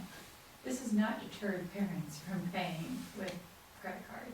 Like, I still have an enormous amount of payments that come in by credit card. I think what Eric was talking about was this, And, as well as showing up to a football game. Yeah. Yeah. That's what And sorry, we don't take cash anymore, it's all cashless.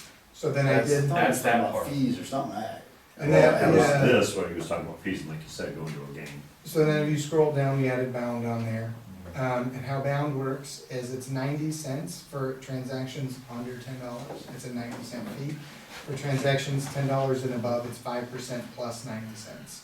So for example, if you did a $175 family pass, that actually totals to be $184.65. Cause on your, was it last Friday? You talked about Tri-Rivers went to cashless. Tri-Rivers just went to cashless for conference events. So like conference track meet, which we'll be hosting, they voted to go to a cashless only. So you Does can that pay. mean like, we can't charge people cash? We can't take cash, correct. So is that 2020? That's this year. Oh, and our hands are tied, and that's a joke. That, and I honestly, I didn't vote, because we technically, like I said, this long-term won't affect us. So how does that work if like, all of a sudden I show up and I wanna watch the track meet and I don't have, one of these older people that Eric was talking about? So they're supposed to take, like, you have to take credit card, and then you can pre-buy. And again, so that's what you have to do at the state level, that's determined by the state, so that's not us at all. District football is its own category, because that's also like the state tells you what district you're in. And then there is, conferences that can choose their own. So that's not gonna be like every event, so for example, if we have a basketball game and we're hosting, we could still take cash.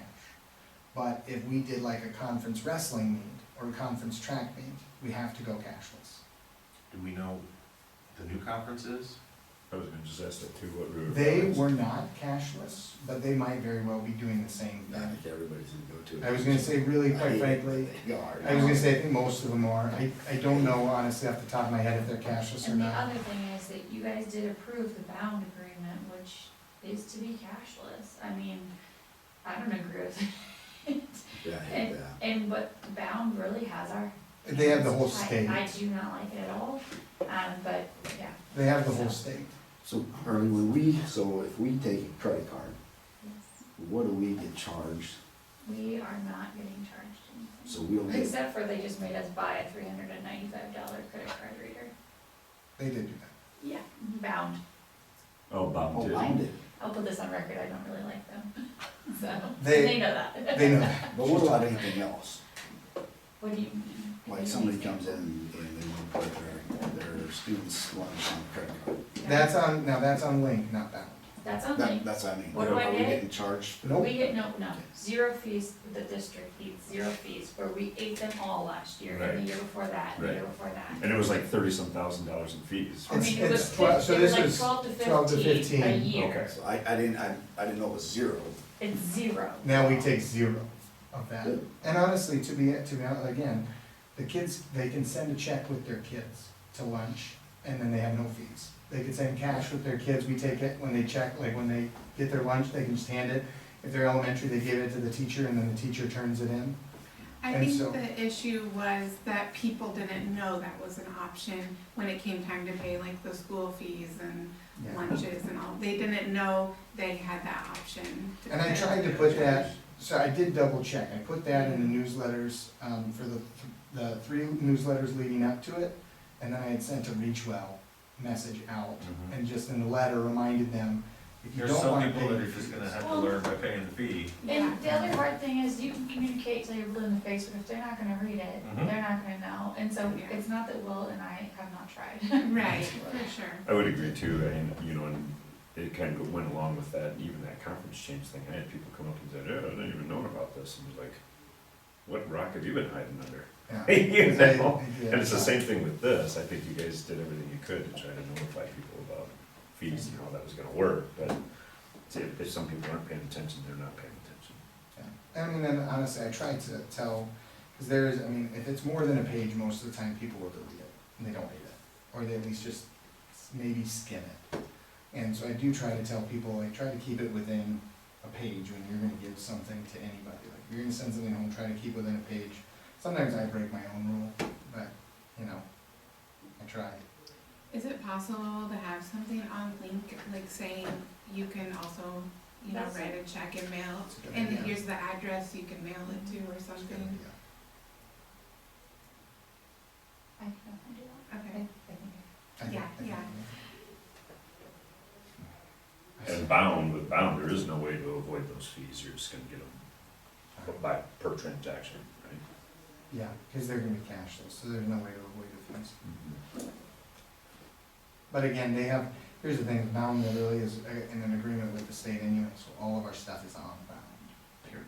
And a lot of And it- conferences are moving to bound as well. And when it comes down to, like, the fees are not pleasant, and that's not, but for like the rosters and the schedules and stuff, it is easier on that side of things because the state does it. But that's only because, The money They thing's are. terrible, I get it, but boy, it sure is nice to look some of that, to have that information at your fingertips is really nice, but I get what you're saying. no, you're right, it's the, I just don't like it's a monopoly. Yeah, there's no way It is a to, monopoly. No I was just gonna say that, options. there's no way to get away from it Yeah. either. But it's also nice everyone's consistent too. That's true, it's all the same. Yeah, Everyone's the Glass same. is half full. I know. I do like that. How did bound all of a sudden come in and make their names? So Bound is from, they're different people, it's an Iowa company. It's made up And, of some ADs from locals, from very close schools. yeah, so some ADs and former ADs and such, they came together and they're like, because it used to be all these different systems that you'd have to work with. So they're like, we're gonna provide this one system that all the sports on both girls and boys can be on, that's gonna be beneficial, and it started that way. And even then, the fees did not start at 5% for that, and then the fees raised. So they're probably raking it in. They get half and their system that they use Stripe gets half. Huh. So 2.5% down, 2.5% Stripe. So they created the app. They created the system. And I will say, the system itself is not terrible. It's just the fees. It's just the fees. And it's, yeah, well, But the system itself is pretty It's user hard. friendly. They are all I'm paid, actually- not tech people. I'm amazed actually how, if you're looking for information, boom, it's there. yeah, Yeah, that is helpful. there are some great things about it. I will Yeah. say that, But the fees, I can appreciate that people aren't happy with that. But now, trying to enter information, that type of thing, I don't have any idea what that would look like, but. It's still easier, Just and find they, stuff. and then we also get like a reservation system, and everything comes with that as well now. So Nick has been building our reservation system out for all the facilities. Oh, So then people can reserve through Bound if they want the auditorium, or if they want the gym, or if they want those other things. It's still fine tuning it, so we haven't fully put it out there yet, but that's a, so they do provide some services that are helpful. But the fees make everybody mad, so. That's what I have for that. And then we did just include our master fee schedule, because we did just wanna mention too, our school fees, we haven't raised for, was it 5 years? So we haven't raised our school fees, instructional fees for 5 years. And I think that's a good point to be made when someone complains about the 3.95% or whatever, well, We we did. aren't seeing an increase in those fees, so. I mean, so. If you guys don't have any questions about that, I'm sorry, if you're okay with jumping to the next you one. ready to go to consent agenda? Mhm. All right, I have a motion. I'll make a motion. I'll second. So moved and seconded to approve the consent agenda, all in favor? Aye. All opposed, same sign, motion carries. I'm gonna just text Brad and make sure he's okay. To go. That's all right? I'll actually Bethany, just call him. in Iowa code 21.5 says we gotta go into closed session. You gotta vote on it first, then I'll leave. We'll take our roll call vote. I know my rights, Jason. Better than Hey I Brad, we're did. just gonna go for a closed session right now. I wanted to make sure you were still good. Sorry it was later. Okay. We'll just go for 1 minute. We're just gonna. Right to that. I'm gonna X out of this. For those of you on the Zoom, we will be going into closed session in a moment. And I will start it back up after closed session. Can we take, You can retake our recess and. Okay, good. we You take guys want to recess?